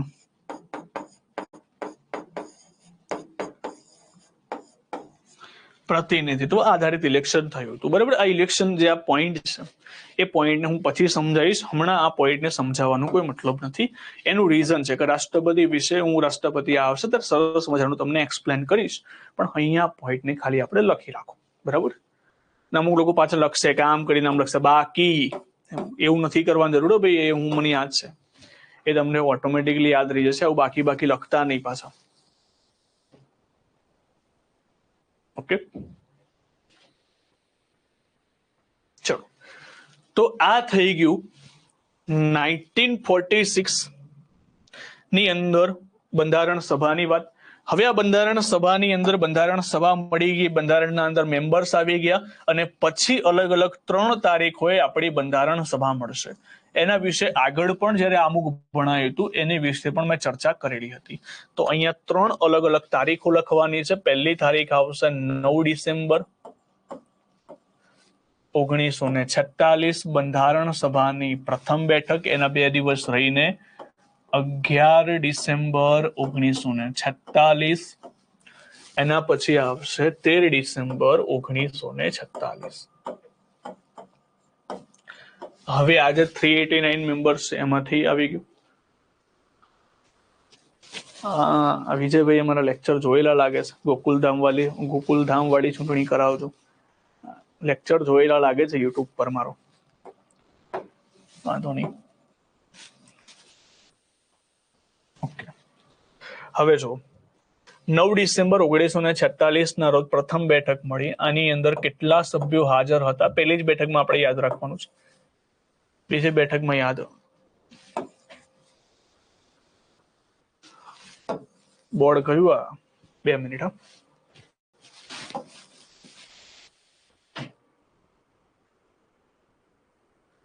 આગળનું છે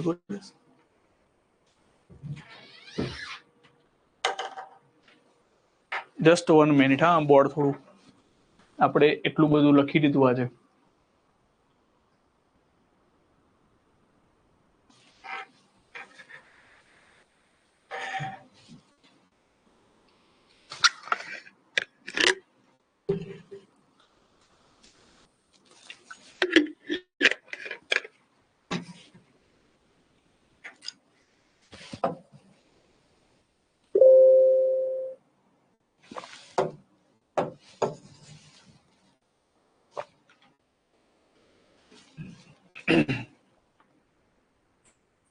એટલે આ બીપીટી આખી સેવ થઈ જાય, થઈ જશે આખું બોર્ડ. હા, બોર્ડ વર્ક. ચલો, તો પછી અહીંયાથી આપણે નેક્સ્ટ સેશનમાં કરી દઈએ, નેક્સ્ટ લેક્ચરમાં કરીએ. બરાબર, જો એક બોર્ડનો થોડો ઇસ્યુ આવે છે હમણાં, બરાબર, એના કારણે આખું બોર્ડ બંધ કરવું પડે એવું છે. એટલા માટે ઓલમોસ્ટ હવે ટાઈમ થઈ ગયો છે, તો અહીંયાથી આપણે આગળ કન્ટિન્યુ કરીશું. બરાબર, તો આ ખાલી તારીખ લખેલી રાખજો. અને ઓલમોસ્ટ આપણે હવે જો આ જે ટોપિક પડશે એના પછી આપણે બી પોઈન્ટ ઉપર આપણે આગળ વધીશું. બી પોઈન્ટ કયો હતો? તો બી પોઈન્ટ હતો આપણો, તમને બધાને ખબર છે કે 1947 પછી. એટલે અહીંયાથી તમારો એ પોઈન્ટ કવર થઈ જશે. એટલે કે બંધારણ સભાની માંગણી અથવા તો બંધારણ સભાની વસ્તુ જે ગઠન કરવામાં આવ્યું એ સ્વતંત્રતા પહેલા. બરાબર, ચલો. ટેસ્ટનું આયોજન થશે ને? બિલકુલ થશે. ટેસ્ટનું આયોજન ટૂંક સમયની અંદર થશે.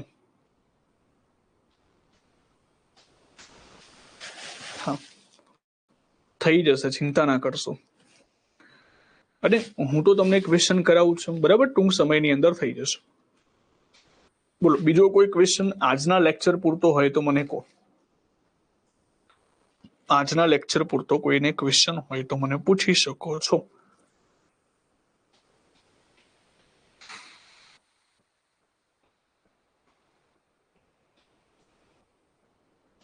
આવી જશે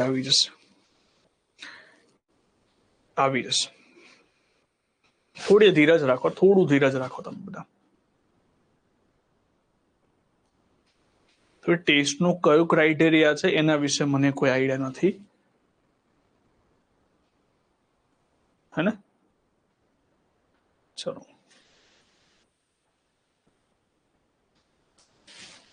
તો મને એ ટેસ્ટનું વસ્તુ ના પૂછીને આજના લેક્ચરની વસ્તુ પૂછશો તો મને વધારે આઈડિયા રહેશે.